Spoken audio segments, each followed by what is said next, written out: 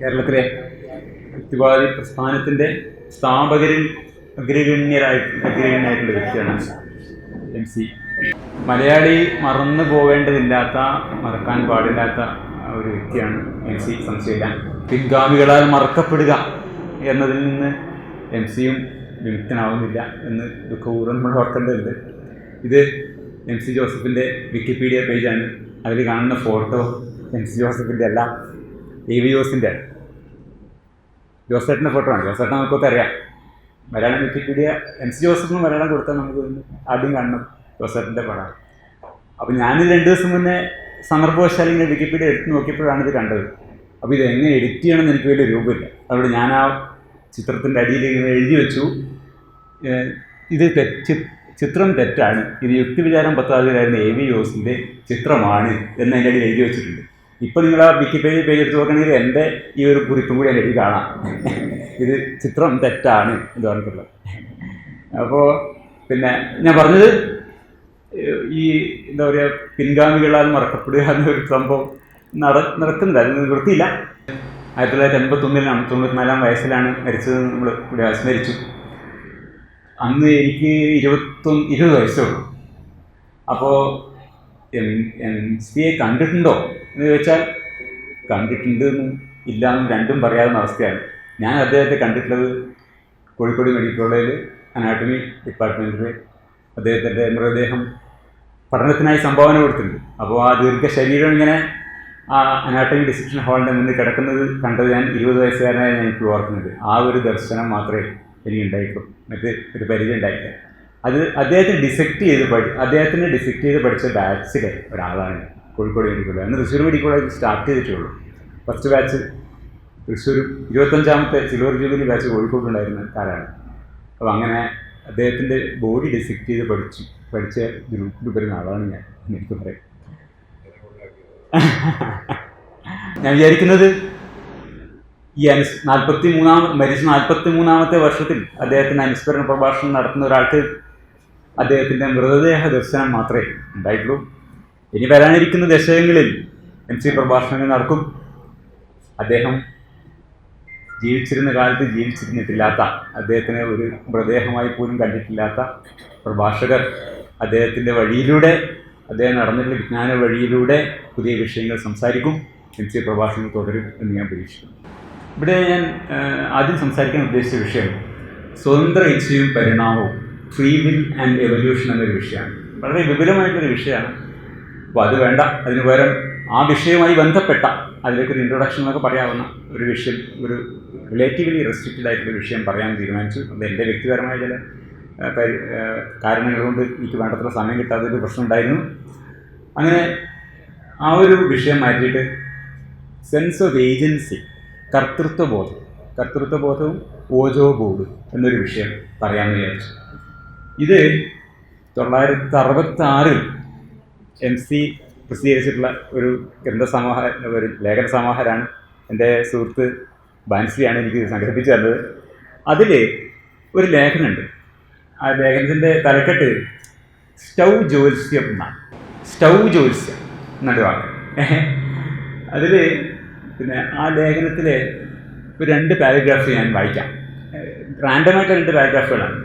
ജ്ഞാനം കൊണ്ട് മെയ്മറവി trans condition വരുത്തിയോ സാധാരണ ഉണർന്നിരിക്കുന്നതിൽ നിന്ന് അല്ലാത്ത സ്ഥിതിയിൽ ഇരുന്നു കൊണ്ട് അനൈച്ഛികമായി സ്വയം എഴുതുന്നൊരു ഉപകരണം 100 കൊല്ലങ്ങൾക്ക് മുമ്പ് സുമാർ 1850 യൂറോപ്യൻ ശാസ്ത്രജ്ഞന്മാർ നിർമ്മിച്ചു. 1963 ലേഖനമാണ് കേട്ടോ. പ്ലാൻഷെറ്റ് എന്നും ഉദ്ധരിച്ച് കേട്ടിട്ടുണ്ട്, പിന്നെ ഉച്ചരിച്ച് കേൾക്കുന്നുണ്ട്. പ്ലാൻഷെറ്റ് എന്നാണ് ഇതിൻ്റെ പേര്. അതൊരു ലഘുയന്ത്രമാണ്. ഹൃദയ ആകൃതിയിൽ, ഹൃദയങ്ങളുടെടുത്ത് ആ ഹൃദയത്തിൻ്റെ ഇത് ടൈപ്പ് ചെയ്ത് വെച്ചിട്ടുണ്ട്. ഞാനിങ്ങനെ ആലോചിച്ചു കേട്ടോ, പഴയകാലത്ത് ഈ നുള്ളിപ്പെറുക്കി വെക്കുക ചെയ്യുക. ഈ അച്ച് എങ്ങനെ ഉണ്ടാക്കി ഞാൻ എഴുതപ്പെട്ടു ഒരച്ച് ഉണ്ടാക്കിയിട്ടുണ്ട്. അന്ന് ഈ ടൈപ്പ് കാസ്റ്റ് ചെയ്യുന്ന പരിപാടിയുണ്ടല്ലോ. അപ്പോൾ ഹൃദയത്തിൻ്റെ രൂപം ഉണ്ടാക്കി വെച്ചിട്ടുണ്ട് അവിടെ. ഹൃദയത്തിൻ്റെ ആകൃതിയിൽ കനം കുറഞ്ഞ് പലക വെട്ടിയെടുത്ത് അതിൻ്റെ വീതിയുള്ള വലത്തടിയിൽ ഇരുവശങ്ങളിലും ഓരോ ചക്രങ്ങളും, എതിർഭാഗം കൂർത്ത വശത്തിൻ്റെ അറ്റത്ത് ഒരു ദ്വാരമുണ്ടാക്കി അതിലൊരു പെൻസിലും ഘടിപ്പിച്ച് മുക്കാലിയാക്കിയതാണ് പ്ലാൻഷെറ്റ്. മാംസപേശികളുടെ അനൈച്ഛിക ചലനങ്ങളെയും 1963 എഴുതി കേട്ടോ. ഞാൻ ജനിച്ചിട്ട് എനിക്ക് 2 വയസ്സേ ഉള്ളൂ. 69-ലാണ് ജനിക്കുന്നത്. 63 ലേഖനം.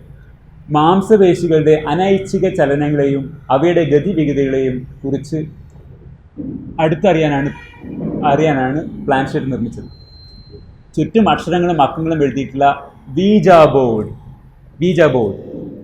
എന്നു പേരുള്ള മിനുസപ്പെടുത്തിയ പലകയിൽ പ്ലാൻഷെറ്റ് വെച്ച് വാക്കുകളുടെ അക്ഷരങ്ങളുടെ തുകയുടെ അക്കങ്ങളും ചൂണ്ടിക്കാണിച്ച് ചിലർ ജ്യോത്സ്യ വിദ്യാപ്രകടനം പരീക്ഷിച്ചു.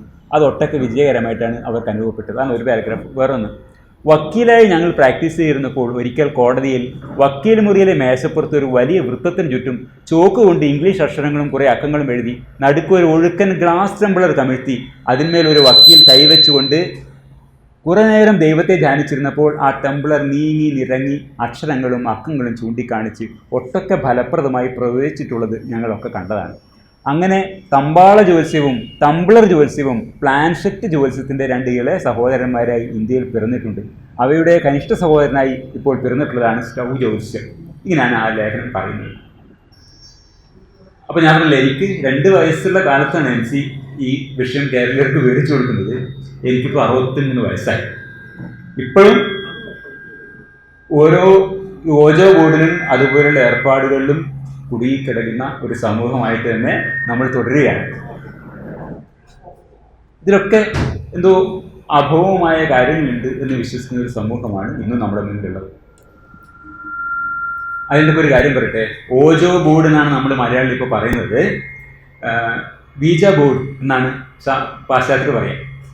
MC 63 തന്നെ വീജാ ബോർഡ് എന്നാണ് പറഞ്ഞിരുന്നത്. ഇന്നെങ്ങനെയോ മലയാളത്തിൽ ആ ഒരു വാക്ക് മാറി ഓജോ ബോർഡ് എന്ന് പറയുന്നുണ്ട്. ഞാനിപ്പോൾ ചിലപ്പോൾ ഇതിൻ്റെ ഇടയിൽ 2 വാക്കുകളും പറയാനിടയുണ്ട്. ചിലപ്പോൾ വീജാ ബോർഡ് എന്ന് പറയും, ചിലപ്പോൾ ഓജോ ബോർഡ് എന്ന് പറയും. 2 ഒന്ന് തന്നെ. ഞാനത് ആരോട്ടിട്ടാണ് വീജാ ബോർഡ് തന്നെയാണ് MC എന്ന് എഴുതിയിട്ടുള്ളത്. ഇത് 2023 ഫെബ്രുവരിയിൽ പുറത്തിറങ്ങിയിട്ടുള്ള ഒരു മലയാള പടമാണ് രോമാഞ്ചം. വളരെ വലിയ പ്രദർശന വിജയം നേടിയിട്ടുള്ള ഒരു പടമാണ്. ഈ ഓജോ ബോർഡ് വഴി ഒരു പ്രേതാത്മാവ് എത്തുക, ആ പ്രേതവുമായിട്ട് ബന്ധപ്പെട്ട അതാണ് ആ സിനിമയുടെ ഒരു പ്രതിപാദ്യം. ഈ സിനിമ ഉണ്ടാക്കിയിരിക്കുന്നത് ഒരു യഥാർത്ഥ സംഭവത്തെ ബേസ് ചെയ്തുകൊണ്ടാണെന്നാണ് പറയുന്നത്. എൻ്റെ സംവിധായകൻ ജിത്തു മാധവൻ തന്നെ പറഞ്ഞിട്ടുള്ളതാണ്. അദ്ദേഹം പറഞ്ഞത് കുറേ വർഷങ്ങൾക്ക് മുമ്പേ ഈ സംവിധായകനും വേറൊരു 6 പേരും ചേർന്ന് ബാംഗ്ലൂരിൽ താമസിച്ചിരുന്ന കാലത്ത് ഒരു അനുഭവത്തെ ബേസ് ചെയ്താണ് ഈ സിനിമ ഉണ്ടാക്കിയിട്ടുള്ളതെന്നാണ് പറയുന്നത്. 2007 നടന്ന കാര്യമാണ്. സംവിധായകന് 2023 34 വയസ്സായി എന്നാണ് പറയുന്നത്. അപ്പോൾ ഈ കഥ നടക്കുന്ന കാലത്ത് അദ്ദേഹത്തിന് ഒരു 18 വയസ്സ് പ്രായം ഉണ്ടാവും.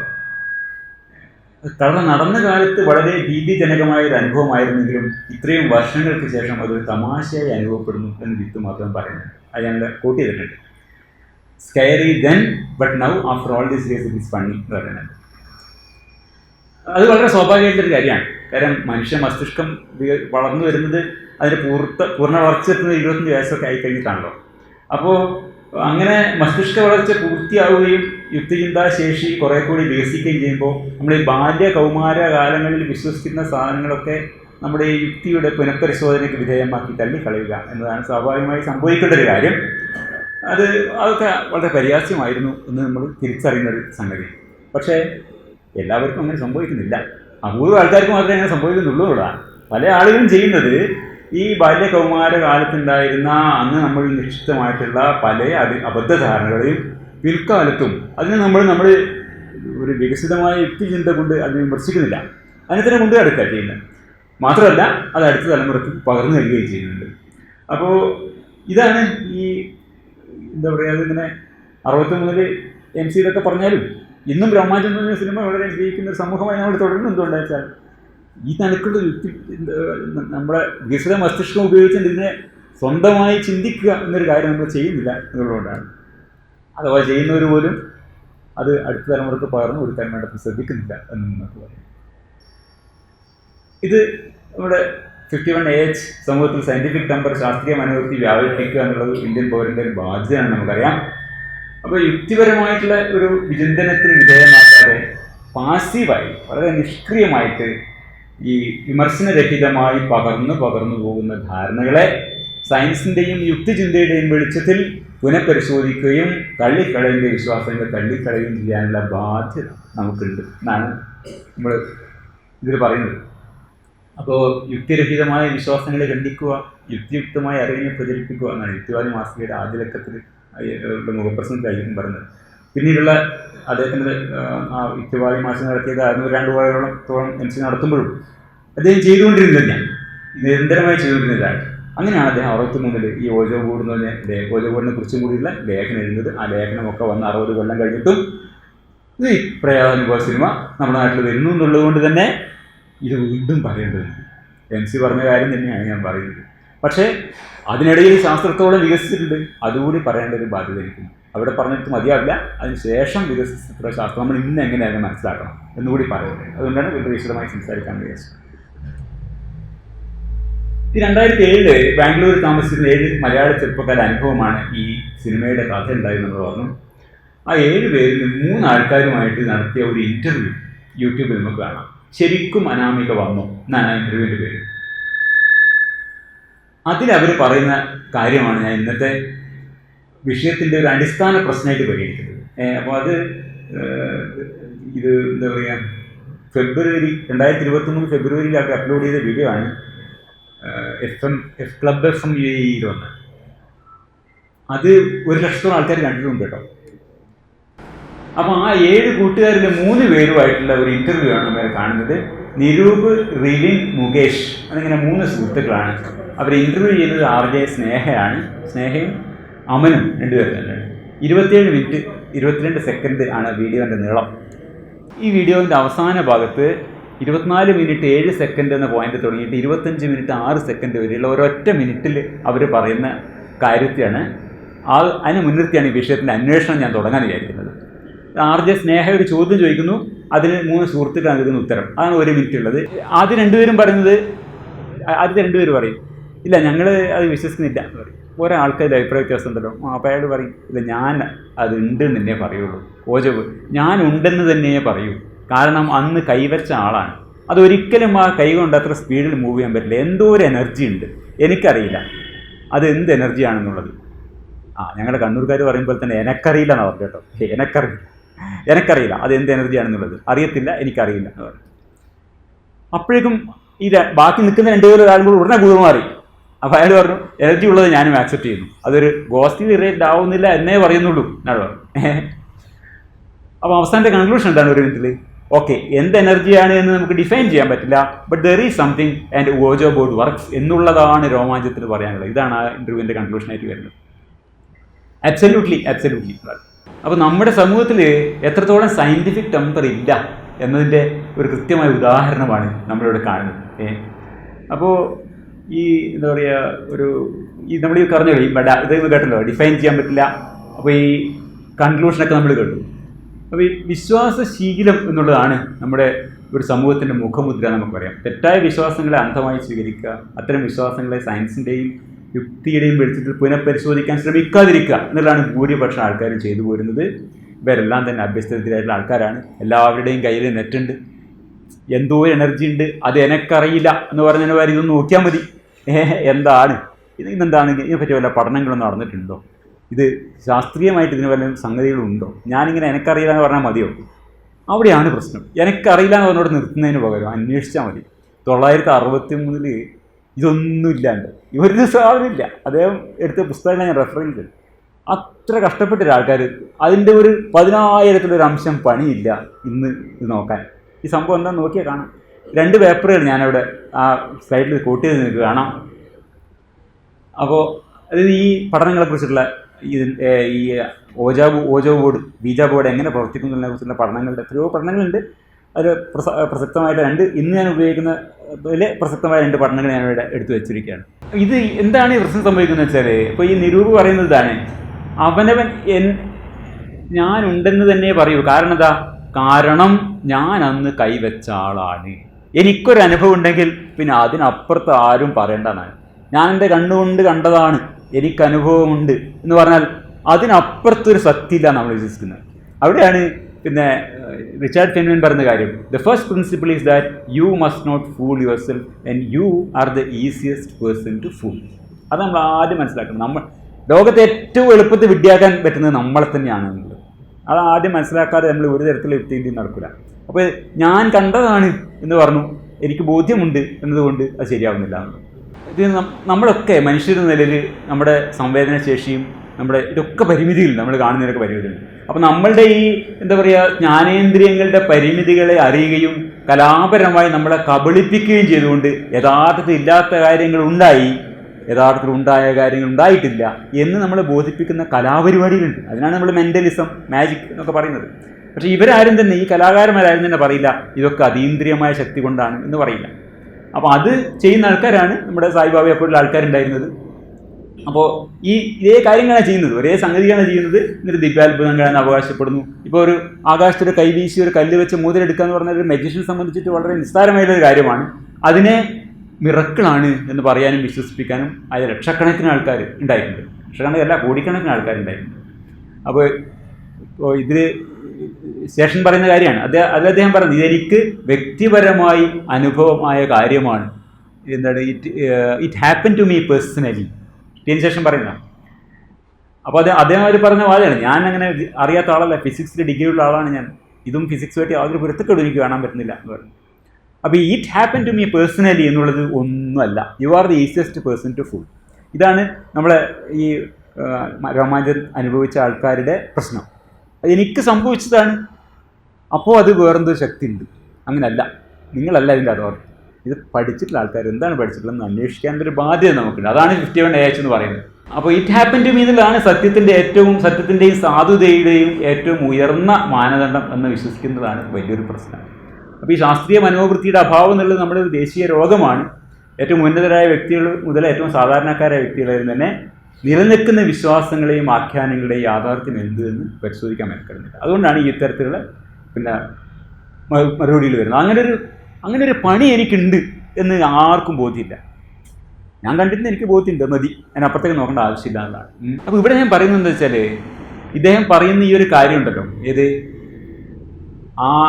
അനുഭവിച്ച് ആ കൈവച്ച ആളാണ്, എന്തോ ഒരു എനർജി ഉണ്ട്, ഞാനല്ല ആ കൈ നീക്കിയത് എന്നുള്ള അദ്ദേഹത്തിന് തോന്നൽ, അത് നുണയല്ല, പക്ഷേ അത് സത്യമാണ്. അദ്ദേഹത്തിന് അങ്ങനെ അനുഭവം ഉണ്ടായിരുന്നുള്ള വളരെ കൃത്യമായിട്ടുള്ള ഒരു കാര്യം തന്നെയാണ്. അതിൽ യാതൊരു തർക്കവും കാര്യത്തില്ല. പ്രത്യേകിച്ചും ഓജോ ബോർഡ് പ്രവർത്തിക്കും എന്നുള്ളൊരു വിശ്വാസത്തോടെയാണ് അദ്ദേഹം തൊട്ടിട്ടുണ്ടെങ്കിൽ തീർച്ചയായിട്ടും അത് ഉണ്ടാവും. അങ്ങനെ അല്ലാത്ത ആൾക്കാർക്ക് പോലും ഈ ഓജോ ബോർഡ് ഉപയോഗിക്കുമ്പോൾ ഇത് ഞാനല്ല മൂവ് ചെയ്യുന്നത്, ഇത് വേറെ ഏതൊരു ശക്തിയാണ് മൂവ് ചെയ്യുന്നത് എന്നുള്ള ബോധ്യം ഉണ്ടാവും എന്നുള്ളതാണ് സത്യം. അതാണ് എൻ്റെ കാര്യം. ഇത് സംബന്ധിച്ച് ഗവേഷണം ആദ്യത്തെ പേപ്പർ പറയുമ്പോൾ അത് വ്യക്തമാക്കാൻ വേണ്ടിയാണ് ഞാൻ ആദ്യത്തെ പേപ്പർ കോട്ട് ചെയ്യുന്നത്. ഇത് കാനഡയിലെ ബ്രിട്ടീഷ് കൊളംബിയ സർവകലാശാലയിലെ ഡിപ്പാർട്ട്മെൻറ്റ് ഓഫ് കമ്പ്യൂട്ടർ സയൻസിലെ പ്രൊഫസറായിട്ടുള്ള റൊണാൾഡ് എ റെൻസിംഗും അദ്ദേഹത്തിന് സഹപ്രവർത്തനം 2012 നടത്തിയൊരു പരീക്ഷണമാണ്, ഓജോ ബോർഡ് ഉപയോഗിച്ച് നടത്തിയ പരീക്ഷണമാണ്. അതിൻ്റെ തലക്കെട്ട് കാണാം, expression of non conscious knowledge വയ ഐഡിയോമോട്ടോർ ആക്ഷൻസ് എന്നാണ് ആ ഗവേഷണ പ്രബന്ധത്തിൻ്റെ തലക്കെട്ട്. 3 ഘട്ടങ്ങളിലായിട്ടാണ് പരീക്ഷ നടത്തുന്നത്. ആദ്യ സെഷന് പ്രീ ഓജോ വൊളീഷണൽ റിപ്പോർട്ട് എന്ന് പറയും, നടുവിൽ ഒരു ഓജോ റെസ്പോൺസ് എന്ന് പറയും. മൂന്ന് ABC എന്നുള്ള ചിത്രം വരച്ച് നിങ്ങൾക്ക് കാണാം. അതിൽ B എന്നുള്ളതാണ് ഓജോ റെസ്പോൺസ്, മറ്റേത് രണ്ടും നമുക്ക് അറിയാം കമ്പ്യൂട്ടറാണ് ഉപയോഗിക്കുന്നത്. അപ്പോൾ ഇതിലെന്താ സംഭവം എന്ന് വെച്ചാൽ 3 ഘട്ടങ്ങൾ ചോദിക്കുന്ന ഒരേ തരം യെസ് ഓർ നോ ക്വസ്റ്റ്യൻസ് ആണ്. അപ്പോൾ അതിൽ ഉദാഹരണം എന്ന് പറഞ്ഞാൽ ബ്രസീലിൻ്റെ തലസ്ഥാനം ബ്യൂണസ് അയേഴ്സ് ആണോ, 2000 ആണ്ടിൽ സമ്മർ ഒളിമ്പിക്സ് എന്നത് സിഡ്നിയിലാണോ തുടങ്ങിയിട്ടുള്ള ചോദ്യങ്ങളാണ്, പൊതുവിജ്ഞാന ചോദ്യങ്ങളാണ്. അപ്പോൾ അതിൽ യെസ് ഓർ നോന്നേ പറയേണ്ടതുള്ളൂ. അപ്പോൾ ഈ ഓജോ ബോർഡ് സെഷനിൽ മാത്രം എന്ത് ചെയ്യുന്നത്, കണ്ണ് കെട്ടിയിട്ടാണ് ചെയ്യുന്നത്. അത് കാണാനായിട്ട് ഈ കണ്ണ് കെട്ടിയിരിക്കുന്നതാണ്. മറ്റേ 2 സെഷനും കണ്ണ് തുറന്നാണ് കമ്പ്യൂട്ടർ ഉപയോഗിച്ചാണ് യെസ് ഓർ നോ എന്ന് പ്രസ് ചെയ്യുന്നത്. ഇവിടെ യെസ് നോ എന്നുള്ള ഈ ഓജോ ബോർഡിൻ്റെ 2 അറ്റങ്ങളിലേക്ക് ഈ പ്ലാൻഷെറ്റ് നീങ്ങുക എന്നാണ് ചെയ്യേണ്ടത്. നമുക്ക് തൽക്കാലം ഈ ഓജോ റെസ്പോൺസ് എന്ന സെഷനാണ് നമുക്ക് താല്പര്യമുള്ളത്. അതിൽ ഈ പരീക്ഷണ വിധേയനായിട്ടുള്ള വോളണ്ടിയറുടെ കണ്ണ് കെട്ടി നമുക്ക് കാണാം. അയാളുടെ ഇടത് കൈയിലെയും വലത് കൈയിലെയും ചൂണ്ടുവിരൽ ഓജോ ബോർഡിലെ ഈ പ്ലാൻഷെറ്റിൽ വെച്ചിട്ടുണ്ടാവും. അതിനെതിരെ വേറൊരു വോളണ്ടിയർ ഇരിക്കുന്ന നിങ്ങൾക്ക് കാണാം. ഇയാൾ യഥാർത്ഥത്തിലൊരു കൺഫെഡറേറ്റ് ആണ്, അതായത് ഈ എക്സ്പെരിമെൻ്ററുടെ പരീക്ഷണം നടത്തുന്ന ആളിൻ്റെ സഹായിയാണ്.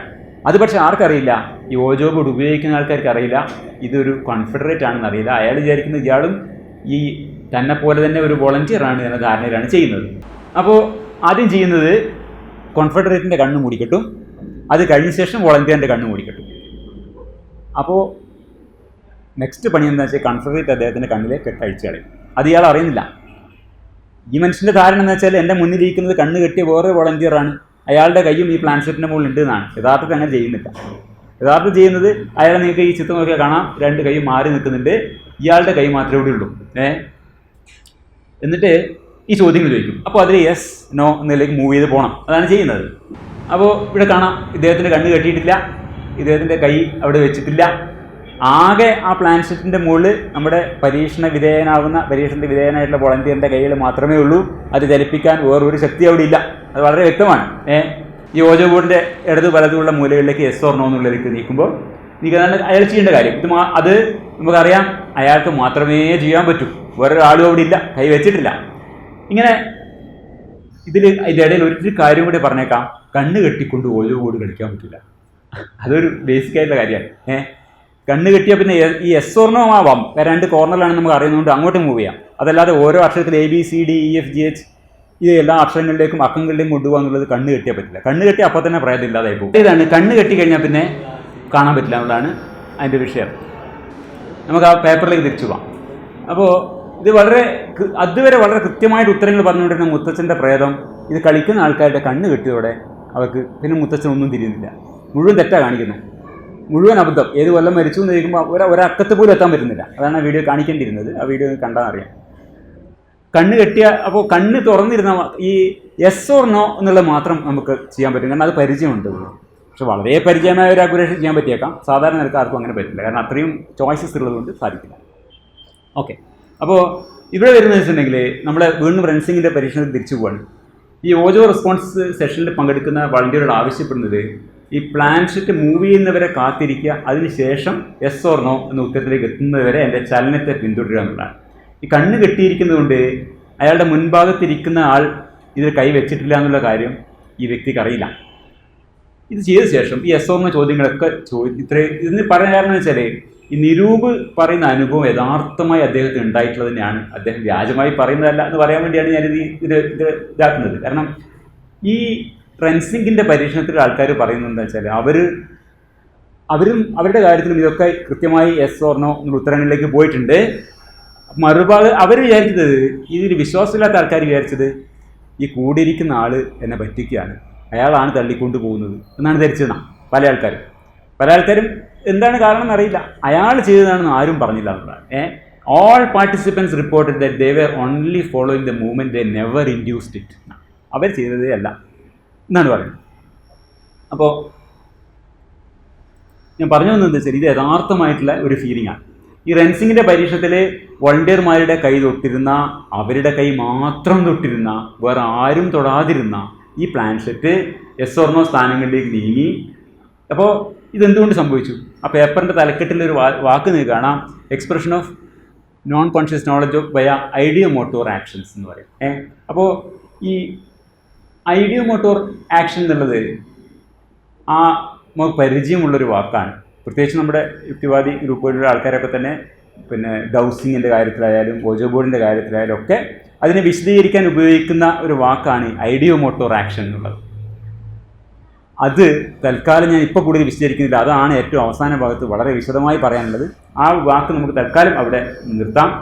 എന്നിട്ട് സെൻസ് ഓഫ് ഏജൻസിയുടെ പിന്നാലെയാണ് നമുക്ക് പോകാനുള്ളത്. എന്താണ് നിരൂപും മറ്റുള്ള സുഹൃത്തുക്കളും പറയുന്ന അവരുടെ വ്യക്തി അനുഭവം? അവർ ശരിക്കും അനുഭവിച്ചത് എന്താണ്? അതവരുടെ sense of agency, loss of sense of agency എന്ന് പറയാം. കർത്തൃത്വ ബോധത്തിൻ്റെ നഷ്ടപ്പെടൽ എന്നാണ് സംഭവിക്കുന്നത്. ചെയ്തത് അവർ തന്നെയാണ്. വേറെ ആരും, ഞാൻ റെൻസിങ്ങിൻ്റെ പരീക്ഷണത്തിൽ കണ്ടതുപോലെ വേറൊരാളും ഇവിടെ കൈവച്ചിട്ടില്ല, അത് നീക്കാൻ വേറെ ആരുമില്ല, ഇയാൾ തന്നെയാണ് നീക്കിയെന്നുള്ളത് 100% ഉറപ്പാണെങ്കിൽ പോലും അവരനുഭവിക്കുന്നത് ഞങ്ങൾ ചെയ്തു എന്നല്ല, ഞങ്ങൾ ചെയ്തിട്ടില്ല, വേറെ ആരോ ചെയ്തു, ഒന്നുകിൽ എതിരായിട്ടുള്ള ആൾ ചെയ്തു, അല്ലെങ്കിൽ വേറൊന്നും ശക്തി കൊണ്ട് നീങ്ങി എന്നാണ് വിചാരിക്കുന്നത്. അപ്പോൾ ഈ സെൻസ് ഓഫ് ഏജൻസി എന്നുള്ളത് ഇതാണ്, അവനവൻ്റെ ശരീരചലനം അവനവൻ ഉണ്ടാക്കുന്നതാണ് എന്ന് ബോധ്യപ്പെടാത്തൊരവസ്ഥയാണ് അവിടെ സംഭവിച്ചത്. അത് ഇത്തരം കാണാമല്ലോ. ഇത് പിന്നെ പാട്രിക് ഹഗാർഡ് എന്ന് പറഞ്ഞിട്ട് ഈ സെൻസ് ഓഫ് ഏജൻസിൻ്റെ രംഗത്ത് പ്രസിദ്ധനായിട്ടുള്ള ഒരു വ്യക്തിയാണ്. യൂണിവേഴ്സിറ്റി കോളേജ് ലണ്ടനിലുള്ള professor of cognitive neuro science ആണ്.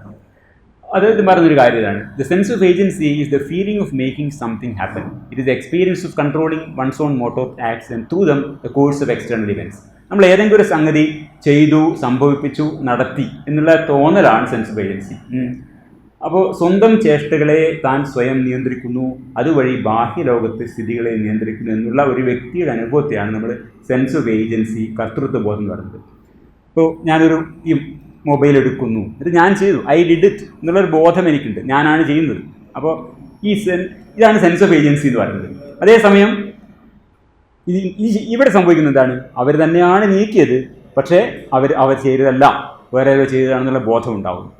അപ്പോൾ ഇതാണ് കർത്തൃത്വ ബോധത്തിൻ്റെ നഷ്ടം എന്ന് പറയുന്നത്. അപ്പോൾ ഈ ഓജോ ബോർഡ് പ്രവർത്തിക്കുന്നത് എങ്ങനെയാണെന്നുള്ളൊരു വളരെ ആധികാരികമായിട്ടുള്ളൊരു ഗവേഷണ പ്രബന്ധം 2019, അതാണ് രണ്ടാമത് കാണിച്ചത്. ഡെൻമാർക്കിലെ ആഹേസ് യൂണിവേഴ്സിറ്റിയിലെ മാർക്ക് ആൻഡേഴ്സും സഹപ്രവർത്തകരുമാണ് ഇത് ചെയ്തത്. Predictive minds in Ouija board sessions എന്നാണ് ആ പേപ്പറിൻ്റെ ടൈറ്റിൽ. ഈ പേപ്പറാണ് നമുക്ക് വളരെ വിശദമായിട്ട് പ്രതിപാദിക്കാനുള്ളത്. ആ തൽക്കാലം നമ്മൾ ഈ ഘട്ടത്തിൽ അതിലെ ഒരു വാചകം ഇവിടെ ഉദ്ധരിച്ചിട്ട് കാണാം. ഏകദേശം തർജ്ജമ എങ്ങനെയാണ്: കർത്തൃത്വ ബോധത്തെ അല്ലെങ്കിൽ സെൻസ് ഓഫ് ഏജൻസിയെ എങ്ങനെ എത്രയും വിശ്വസനീയമായി മാറ്റിമറിക്കാൻ കഴിയും, ക്യാൻ ബി കൺവിൻസിംഗ്ലി മാനിപ്പുലേറ്റഡ്. ഇതിനുള്ള ഉദാഹരണമാണ് ഓജോ ബോർഡ് കളി. കളിയിൽ പങ്കെടുത്തുകൊണ്ട് പ്ലാൻസെറ്റ് നീക്കി പല വാക്കുകളും എഴുതി വായിച്ച ശേഷം ഈ ആളുകളെല്ലാവരും ആ കരു യഥാർത്ഥത്തിൽ നീക്കിയത് തങ്ങളല്ല, മറിച്ച് അദൃശ്യമായ ഏതോ ഒരു സത്തയാണെന്ന് അവകാശപ്പെടുന്നു. ഓജോ ബോർഡ് കളിക്കുമ്പോൾ സംഭവിക്കുന്ന manipulation of the sense of agency, കർത്തൃത്വ ബോധത്തിലുള്ള മാറ്റിമറിക്കൽ അത്രത്തോളം വിശ്വസനീയമായി അവർക്ക് അനുഭവപ്പെടുന്നു എന്നുള്ളതുകൊണ്ടാണ് അത് സംഭവിക്കുന്നത്. ഞാനിവിടെ ഓജോ ബോർഡ് കളി അല്ലെങ്കിൽ വിജ ബോർഡ് കളി എന്ന് പറയുന്നത് മനഃപൂർവ്വമാണ്, ബോധപൂർവ്വമാണ്. അതിൻ്റെ ചരിത്രത്തെ സൂചിപ്പിക്കാനാണ്. ഈ 19ാം നൂറ്റാണ്ടിലാണ് ഓജോ ബോർഡ് ജന്മമെടുത്തത്. യഥാർത്ഥത്തിൽ അതൊരു കളിക്കോപ്പായിട്ടാണ്. ഇതിൻ്റെ പാറ്റൻ്റ് അപ്ലിക്കേഷൻ്റെ ചിത്രമാണ്. ആ പാറ്റൻ്റ് നമുക്ക് കാണാം, ടോയ് ഓർ ഗെയിം എന്നാണ്. E.J. ബോണ്ട് എന്നൊരാളുടെ പേരിലാണ് അതിൻ്റെ പാറ്റൻ്റ് ഇരിക്കുന്നത്. 1891 അതിൻ്റെ ഡേറ്റൊക്കെ കാണാം. Patent February 10, 1891. ഒരു കളിക്കോപ്പായിട്ടാണ് ഇത് ആദ്യം രജിസ്റ്റർ ചെയ്യുന്നത്. അങ്ങനെയാണ് ഇതിൻ്റെ പാറ്റൻ്റ്. ബാൾട്ടിമോറിൽ ഒരു വ്യക്തിയാണ് ഇതിൻ്റെ നിർമ്മാണം പാറ്റൻ്റ് എടുക്കുന്നത്, കെന്നാർഡ് നോവൽറ്റി കമ്പനി എന്ന് പറഞ്ഞിട്ട്. അപ്പോൾ അതിങ്ങനെ കൈമാറി വേറെ ഹാസ്ബ്രോ എന്നൊരു കമ്പനി ഇപ്പോഴും അത് ആ പാറ്റൻ്റൊക്കെ നിലനിൽക്കുന്നുണ്ട് കേട്ടോ. ആ പാറ്റൻ്റെ ചില ചിത്രങ്ങളാണ്, ഇത് ആ പ്ലാൻസെറ്റിൻ്റെ ചിത്രങ്ങളാണ്. അതിൻ്റെ കാലുകളൊക്കെ കാണാം.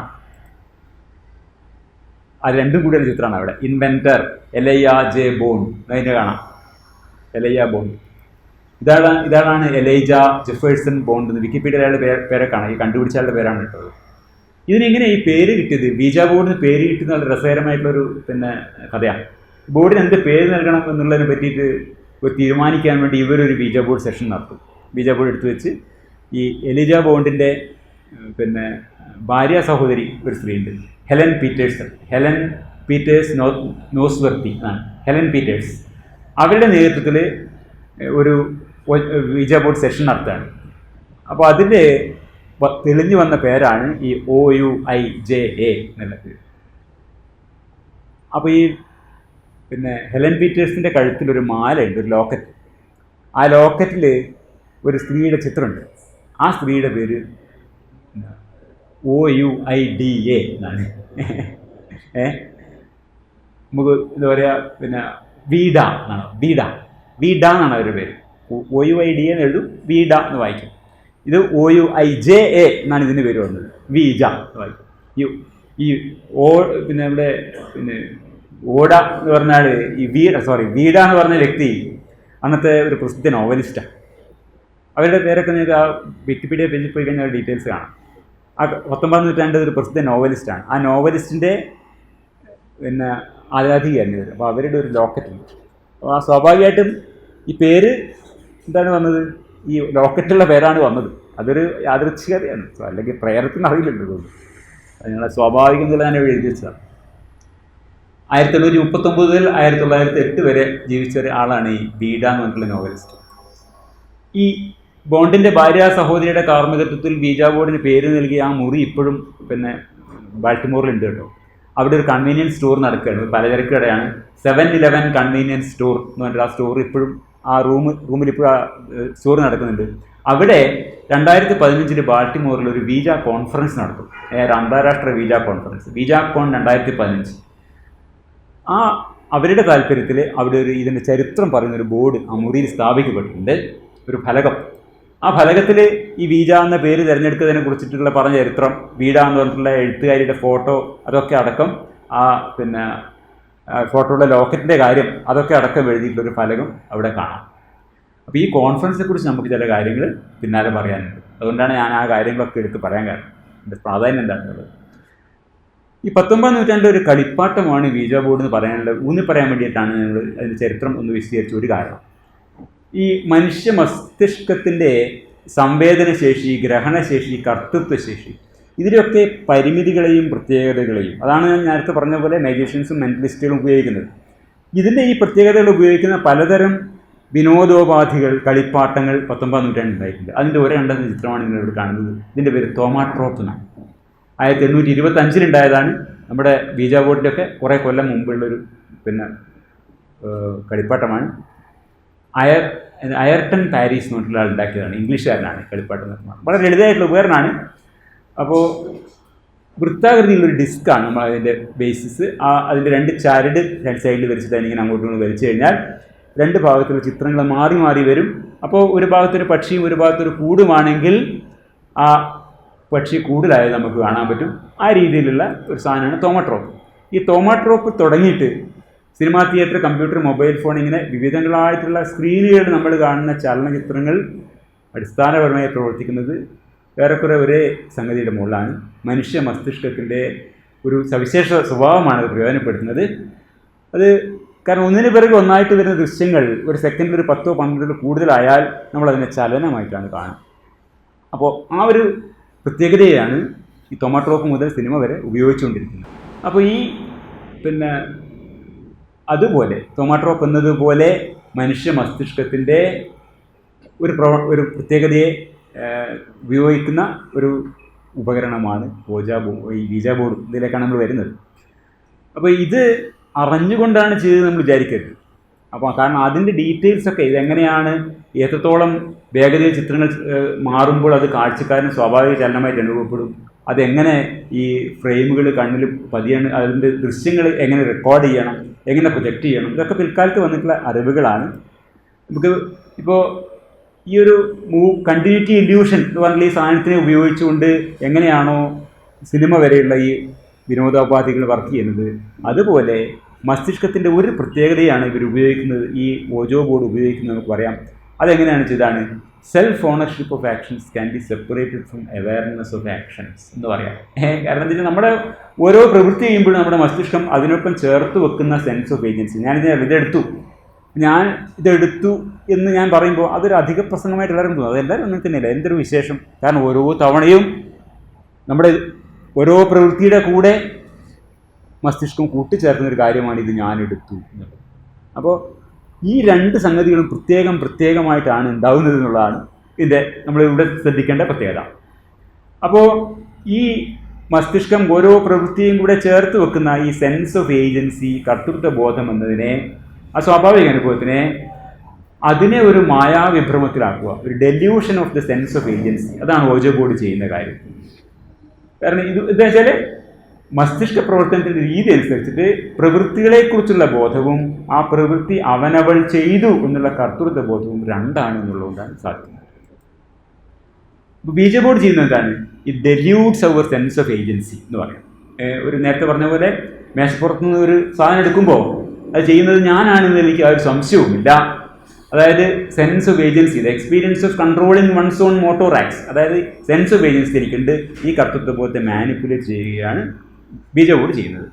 മാർക്ക് ആൻഡേഴ്സിൻ്റെ വാക്കിൽ നമ്മൾ നേരത്തെ കണ്ടു, the sense of agency can be convincingly manipulated. Ouija board sessions to exemplify how sense of agency can be convincingly manipulated എന്നാണ്. അപ്പോൾ ഞാൻ പറഞ്ഞല്ലോ, നമ്മളിവിടെ കൃത്യമായി കണ്ടു, അവനവൻ തന്നെ ചെയ്യുന്നതാണ്, വേറെ ആർക്കും ചെയ്യാൻ പറ്റില്ല, തീർച്ചയായും നമ്മൾ തന്നെ ചെയ്തതാണെങ്കിൽ പോലും ഞാൻ ചെയ്തതല്ല എന്ന് തോന്നിക്കുന്ന രീതിയിൽ നമ്മുടെ സെൻസ് ഓഫ് ഏജൻസിയെ മാനിപ്പുലേറ്റ് ചെയ്യണം. ആ ബീജബോർഡിൻ്റെ ജന്മനഗരമായിട്ടുള്ള ബാൾട്ടിമോറിലാണ് ഉണ്ടായിട്ടുള്ളത്. അവിടെ 2015 നടന്ന ബീജാക്കോണിനെ കുറിച്ച് ഞാൻ പറഞ്ഞു. ബീജാക്കോൺ 2015. അതിൽ കോൺഫറൻസിൽ പങ്കെടുക്കാൻ എത്തിയിട്ടുള്ള ബീജബോർഡ് തൽപരരായിട്ടുള്ള വ്യക്തികൾക്കിടയിലാണ് മാർക്ക് ആൻഡേഴ്സിൻ്റെ ഈ പഠനം നടന്നത്. അതുകൊണ്ടാണ് ഞാൻ ഈ കോൺഫറൻസിനെ കുറിച്ച് പറഞ്ഞത്. അവിടെ വന്ന വോളണ്ടിയേഴ്സിൻ്റെ ഇടയിലാണ് യഥാർത്ഥ ലോകത്താണ് ഈ പരീക്ഷണം നടന്നിട്ടുള്ളത്. ഇത് 2013 സ്ഥാപിക്കപ്പെട്ടുള്ള ഒരു ടോക്കിംഗ് ബോർഡ് ഹിസ്റ്റോറിക്കൽ സൊസൈറ്റി എന്നൊരു സംഘടനയാണ് ആ സമ്മേളനം സംഘടിപ്പിച്ചിട്ടുള്ളത്. ആ സമ്മേളനത്തിൻ്റെ ഡീറ്റെയിൽസ് ഇപ്പോഴും അവരുടെ വെബ്സൈറ്റിൽ പോയാൽ നമുക്ക് കാണാൻ പറ്റും. അതിൽ അവർ പറഞ്ഞൊരു വാചകം ഇതിനാണ്: ബീജബോർഡ് അനുഭവത്തിന് പിന്നിലെ പ്രതിഭാസം എന്തെന്ന് കൂടുതൽ വ്യക്തമായി മനസ്സിലാക്കാൻ മാർക്ക് ആൻഡേഴ്സൺ എന്ന ഡെൻമാർക്കുകാരനായ പരീക്ഷണ മനഃശാസ്ത്ര ഗവേഷകൻ ബീജബോർഡ് ഉപയോക്താക്കൾക്ക് പ്രത്യേകമായ കണ്ണടകൾ നൽകിക്കൊണ്ട് അവരുടെ കണ്ണിലെ കൃഷ്ണമണിയുടെ ചലനത്തെ പിന്തുടരുക എന്ന പരീക്ഷണം നടത്തുകയുണ്ടായി എന്ന് അവിടെ എഴുതി വെച്ചിട്ടുണ്ട്. സൈറ്റിൽ പോയാൽ നമുക്ക് കാണാം. മാർക്ക് ആൻഡേഴ്സിൻ്റെ കാര്യം പറയാം. Experiments with special Google's that track the pupils of the users. അതാണ് നമ്മൾ നേരത്തെ പറഞ്ഞത്, കണ്ണില്ലാതെ നടക്കില്ല. കണ്ണില്ലാതെ ഇത് കാണാൻ പറ്റില്ല, ഈ കളിക്കാൻ പറ്റില്ല എന്ന് ഉറപ്പുള്ളതുകൊണ്ടാണ്. അപ്പോൾ അതുകൊണ്ടാണ് മാർക്ക് ആൻഡേഴ്സൺ അതിന് ശ്രദ്ധ കേന്ദ്രീകരിച്ചത്. ഇവരെ കണ്ണിൻ്റെ ചലനങ്ങൾ നോക്കിയാൽ ഇത് കണ്ടെത്താൻ പറ്റുമോ എന്നുള്ളത്. കുറച്ച് വിശദമായിട്ട് നമുക്ക് ആ പഠനത്തിലേക്ക് പോകാം. അപ്പോൾ അതാണ് for the first time in a natural setting we provide evidence for why ouija board users exhibit a reduced sense of agency. ഇതാണ് പറയുന്നത്. എന്തുകൊണ്ട് ഒരു ഓജ ബോർഡ് ഉപയോക്താക്കൾക്ക് കർത്തൃത്വ ബോധത്തിൽ കുറവ് അനുഭവപ്പെടുന്നു എന്നതിനെ കുറിച്ചിട്ട് സ്വാഭാവിക സാഹചര്യങ്ങളിലും തെളിവുകൾ ഇതാദ്യമായി ഞങ്ങൾ സമർപ്പിക്കുന്നു എന്നാണ് ഈ പേപ്പറിനെ കുറിച്ച് അവർ പറയുന്നൊരു കാര്യം. നേരത്തെ പറഞ്ഞ പോലെ നമുക്ക് കൃത്യമായി അറിയാവുന്ന കാര്യമാണ്, കളിക്കാരുടെ കണ്ണ് കെട്ടിയാൽ പിന്നെ കളി നടക്കില്ല. അതുകൊണ്ട് ഈ കളിക്കാർ ഓരോ ബോർഡിനും ഓരോ അക്കങ്ങൾ തിരഞ്ഞെടുക്കുന്നത് എങ്ങനെയാണെന്ന് അറിയാൻ അവരുടെ പ്യൂപ്പിളിൻ്റെ ചലനങ്ങളെ പിന്നെ ഒരു ഗോഗിൾ വെച്ചിട്ട് ഒരു ഐ ട്രാക്കർ വെച്ചുകൊണ്ട് പരിശോധിക്കാവുന്നതാണ് മാർക്ക് ആൻഡേഴ്സൺ സംഭവിച്ചിരുന്നത്. ഇതാണ് ആ പേപ്പറിൽ തന്നെ ഒരു ചിത്രമാണിത്. ഇതാണ് സെറ്റപ്പ്. ബോർഡ് നിങ്ങൾക്ക് ഇവിടെ കാണാം. 2 പേര് അപ്പുറപ്പുറം ഇരിക്കും. അപ്പോൾ 140 പേരെയാണ് ഇത് വോളണ്ടിയർമാരായിട്ട് തിരക്കുന്നത്. അവരെ 2 പേരുള്ള 20 ജോഡികളാക്കി തിരിക്കും. എന്നിട്ട് ഓരോ ആളുടെയും കണ്ണിൽ വീഡിയോ ക്യാമറ ഘടിപ്പിച്ചുള്ള പ്രത്യേക കണ്ണടകൾ വെക്കും. എന്നിട്ട് ഈ ഐ ട്രാക്കേഴ്സ് ഉപയോഗിച്ചിട്ട് ഓരോ നിമിഷത്തിലും ഓരോ കളിക്കാരനെയും കണ്ണ് എവിടെയാണ് പോകുന്നത് എന്ന് അവർ ട്രാക്ക് ചെയ്യുകയാണ് ചെയ്യുന്നത്. അപ്പോൾ ഇത് എളുപ്പപ്പണിയാണെന്ന് വിചാരിക്കരുത്. ഈ ഐ ട്രാക്കറിൽ നിന്ന് ലഭിക്കുന്ന വീഡിയോ അനോട്ടേഷൻ സോഫ്റ്റ്വെയർ ഉപയോഗിച്ചിട്ട് 2 കോഡർമാർ പരിശോധിക്കും. ഈ കരു നീങ്ങിയ അക്ഷരത്തിലേക്കാണോ അല്ല മറ്റെവിടത്തെങ്കിലും ആണോ ഓരോ കളിക്കാരനും നോട്ടം നോക്കിക്കൊണ്ടിരുന്നത് എന്നത് ഈ വീഡിയോ ഒന്ന് മനസ്സിലാക്കാൻ പറ്റും. 1 മിനിറ്റ് ദൈർഘ്യമുള്ള വീഡിയോ ഒന്ന് അനോട്ടേറ്റ് ചെയ്യാൻ ഏകദേശം 1.5 മണിക്കൂർ എടുക്കുന്നതാണ്. അങ്ങനെ 4 മണിക്കൂർ ദൈർഘ്യമുള്ള ടോട്ടൽ വീഡിയോ മുഴുവൻ അവർ അനോട്ടേറ്റ് ചെയ്തു. ഓരോ ഗ്രൂപ്പും 2 സെഷനായിട്ടാണ് ഇത് ചെയ്യുന്നത്. ആദ്യത്തെ സെഷൻ ബാൾട്ടിമോർ എന്നെഴുതിയ വാക്ക് സ്പെല്ല് ചെയ്യാനുള്ളതാണ്. ആദ്യം B, പിന്നെ ALTMORE. ഒരു തർക്കമില്ല, എല്ലാവർക്കും അറിയാം. അത് അവരുടെ മനസ്സിൽ നിന്ന് എഴുതി വെച്ചിട്ടൊന്നുമില്ല, അവരുടെ മനസ്സിൽ നിന്ന് എടുത്തിട്ട് ഈ BALTIMOR എന്നവർ സ്പെല്ല് ചെയ്യാം. ഈ 2 പേര് ചേർന്നാണ് അത് ചെയ്യുന്നത്. അപ്പോൾ ഇവർ 2 പേരുടെയും കണ്ണിലെ ചലനങ്ങൾ എങ്ങനെയാണ് പോകുന്നത് രേഖപ്പെടുത്തി വെക്കും. അതാണ് ആദ്യത്തെ ഒരു സെഷൻ. പിന്നത്തെ സെഷനിൽ സാധാരണ വിജ ബോർഡ് സെഷനിൽ എന്താണോ ചെയ്യുന്നത് അതുപോലെയുള്ള കാര്യങ്ങൾ തന്നെയാണ്. നമ്മളൊരു രോമാഞ്ച സിനിമയൊക്കെ കാണുമ്പോൾ നമ്മൾ വിചാരിക്കുന്നത് വെച്ചാൽ എല്ലാ സെഷനിലും കൃത്യമായിട്ടുള്ള മറുപടി പറയും. പിന്നെ വന്നയാളുടെ അച്ഛൻ വേറൊരാളാണെങ്കിൽ അതുവരെ വിളിച്ച് പറയും. ഇതൊക്കെയാണ് സിനിമയിൽ വരുന്നത്. അങ്ങനെയൊന്നും സംഭവിക്കില്ല. പല കളികളിലും ഈ പല സെഷനുകളിലും കൃത്യമായിട്ടുള്ള ഒരു സെൻസിബിളായിട്ടുള്ള അർത്ഥപൂർണമായ ഒരു വാക്ക് പോലും ഉണ്ടായില്ല എന്നും വരാം. 143 പ്രതികരണങ്ങളാണ് ഈ പരീക്ഷണത്തിന് മൊത്തം ഉണ്ടായത്. അതിൽ 67 എണ്ണമാണ് അർത്ഥപൂർണമായിരുന്നത്. അർത്ഥപൂർണ്ണ മീനിങ് ഫുൾ എന്ന് പറഞ്ഞാൽ അത് വസ്തുനിഷ്ഠമായിരുന്നു, സത്യമായിരുന്നു എന്നൊന്നും അർത്ഥമില്ല. അസംബന്ധമായിരുന്നില്ല, അർത്ഥശൂന്യമായിരുന്നില്ല എന്നുള്ളത് മാത്രം. ഉദാഹരണം പറഞ്ഞാൽ ഇപ്പോൾ കളിക്കാരൻ ചോദിക്കുന്നു നിങ്ങളുടെ പേര് പറയാമോ? അപ്പോൾ ഓജബോർഡിൽ നിന്ന് HENRY എന്ന് ഉത്തരം കിട്ടി. അപ്പോൾ അതൊരു മീനിങ് ഫുൾ റെസ്പോൺസാണ് എന്ന് പറയാം. 143 പ്രതികരണങ്ങൾ 67 ഇതുപോലെ. ബാക്കി 76 എണ്ണം അർത്ഥശൂന്യമായ പ്രതികരണങ്ങളായിരുന്നതാണ്. ഉദാഹരണം പറയുന്നതാണ്, ഒരു സെഷനിൽ നിങ്ങൾ എവിടെ വെച്ചാണ് മരിച്ചത് എന്ന് ചോദിക്കും. Where did you pass away? അപ്പോൾ ബീജ ബോർഡ് പറഞ്ഞത് STACW. അത് അർത്ഥശൂന്യമായൊരു പ്രതികരണമാണ്. അപ്പം അർത്ഥശൂന്യമായ പ്രതികരണങ്ങളുണ്ട്, അർത്ഥശൂന്യമല്ലാത്ത പ്രതികരണങ്ങളുണ്ട്. എന്താണ് ഈ പരീക്ഷണങ്ങളിൽ നിന്ന് ആൻഡേഴ്സണും സഹപ്രവർത്തകരും മനസ്സിലാക്കിയ കാര്യങ്ങൾ ചില നിരീക്ഷണങ്ങൾ വഴിക്ക് വഴിയായിട്ട് പറയാം. അത് ചിത്രങ്ങളൊക്കെ കൊടുത്തിട്ടുണ്ട്. നമുക്കറിയാം, തീർച്ചയായിട്ടും കളിക്കാർ മാത്രമാണ് കരുനീക്കിയിട്ട് ഓരോരോ ഉത്തരങ്ങൾ നൽകുന്നത്, അല്ലാതെ അവിടെ യാതൊരു അപൂർവ ശക്തിയും പ്രവർത്തിക്കുന്നില്ല. അതിന് പ്രത്യേകം പറയേണ്ടതില്ല. ഓരോ വ്യക്തിയുടെയും നോട്ടം എന്താണ് പ്രവചിക്കുന്നത് നോക്കിയാൽ ഈ ബാൾട്ടിമോർ എന്നുള്ള വാക്ക് ഓജബോർഡ് ഉപയോഗിച്ച് രേഖപ്പെടുത്തുമ്പോൾ ഉള്ള ആ പ്രവചന കൃത്യത അതിനേക്കാൾ ഗണ്യമായ രീതിയിൽ കുറവാണ് ഓജബോർഡ് വെച്ചിട്ട് യഥാർത്ഥത്തിൽ ചോദ്യങ്ങൾക്ക് ഉത്തരം കണ്ടെത്താൻ ശ്രമിക്കുമ്പോഴുള്ള കൃത്യത എന്നാണ് പറയുന്നത്. അതായത് ഒരു ഇൻഡിവിജ്വൽ ലെവലിൽ എടുക്കുമ്പോൾ അങ്ങനെയാണ് കാണുന്നത്. അപ്പോൾ ഇതിലിപ്പോൾ നമ്മളെ ചിത്രത്തിൽ നോക്കാം, ഇവിടെ നോക്കാം. എക്സ് ആക്സിസിൽ കൊടുത്തിരിക്കുന്നത് വാക്കുകളുടെ അക്ഷരക്രമമാണ്.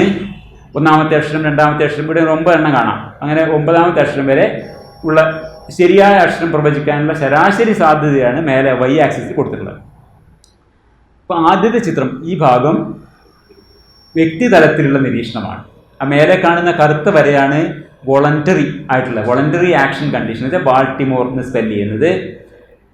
അപ്പോൾ അതാണ് ആ നിരീക്ഷണം. അതിലെ പ്രവചന കൃത്യത നമുക്ക് കാണാം ആദ്യമേ വളരെ ഉയർന്നതാണ്. അത് വളരെ വലിയ വ്യത്യാസങ്ങളൊന്നും ഇല്ലാതെ തുടരുന്നുണ്ട്. ചെറിയ ചെറിയ വ്യത്യാസങ്ങളുണ്ട്. അപ്പോൾ ഇൻഡിവിജ്വൽ എന്നുള്ള നിലക്ക് ചെറിയ വ്യത്യാസങ്ങൾ വരുന്നുണ്ട്. ഏറെക്കുറെ ഉയർന്നു തന്നെ ഇരിക്കുന്നുണ്ട് പ്രവചന കൃത്യത. ഒന്നാമത്തെ അക്ഷരത്തിൽ തന്നെ ഉയർന്ന രീതിയിലാണ്, ഉയർന്ന പ്രവചന കൃത്യതയുണ്ട്. അത് ഏതാണ്ട് അതേപോലെ തുടരുന്നത് നമുക്ക് കാണാൻ പറ്റും. ഈ താഴെ കാണുന്ന ഡോട്ടഡ് ലൈനാണ്, അത് പ്രേതാത്മകമായി സംസാരിക്കാനുള്ള ആ സമയത്ത് ശ്രമിക്കുമ്പോഴുള്ള നിരീക്ഷണം.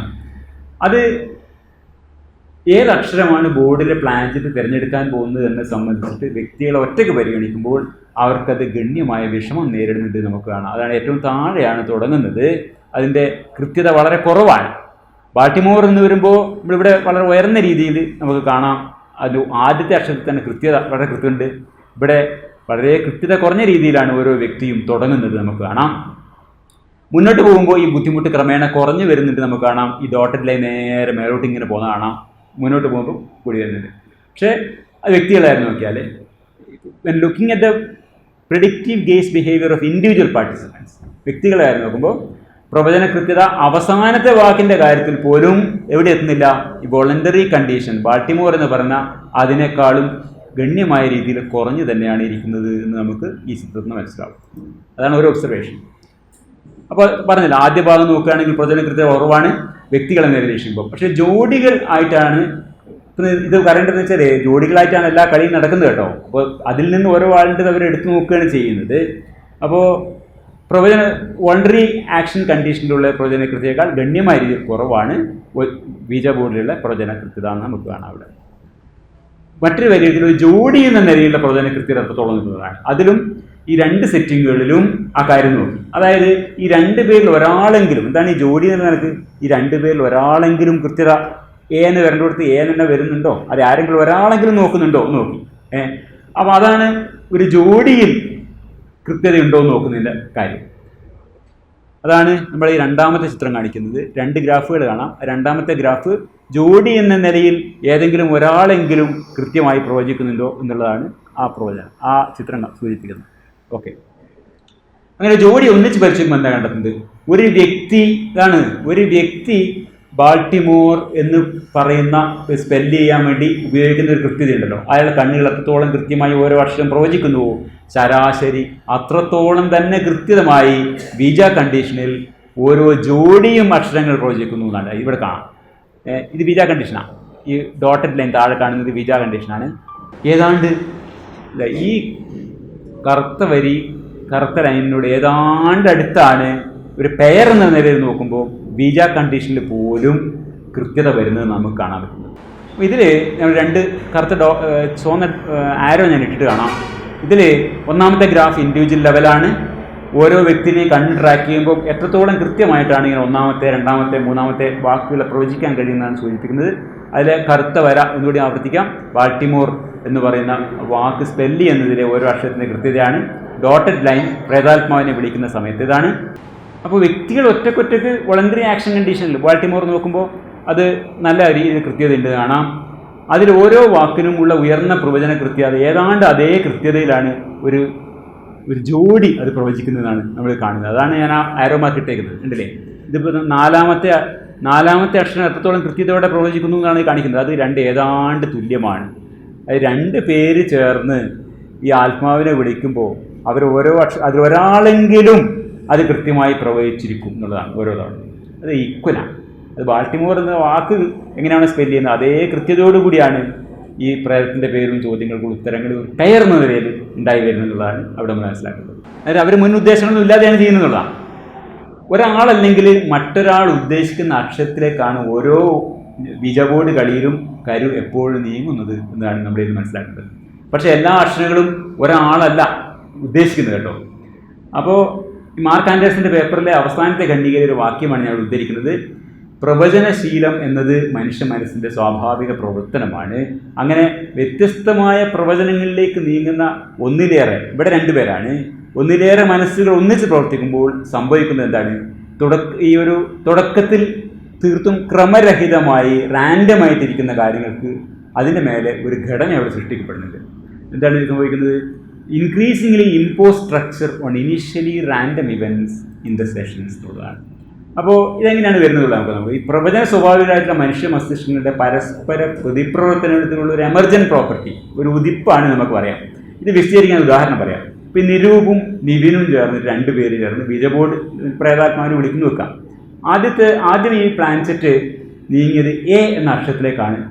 അതിൻ്റെ കാരണം ഒരുപക്ഷെ നിരൂപിൻ്റെ മനസ്സിൽ അർച്ചന എന്നൊരു പേര് വന്നതായിരിക്കും. എഴുതിയിട്ടാണ് അവിടെ അർച്ചന. അതിൻ്റെ എയിലേക്കാണ് ആദ്യം നീങ്ങുന്നത്. അതെങ്ങനെ നീങ്ങുന്നു? അത് ഐഡിയോ മോട്ടോറായി നീങ്ങുന്നു. അത് ഞാനവിടെ പറഞ്ഞു വെക്കാം. ഐഡിയോ മോട്ടോറായിട്ടാണ് നീങ്ങുന്നത്. ആ സമയത്ത് റിവിൻ്റെ മനസ്സിൽ വേറൊരു പേരും ഉണ്ടായിരുന്നില്ല എന്ന് നമുക്ക് വിചാരിക്കാം.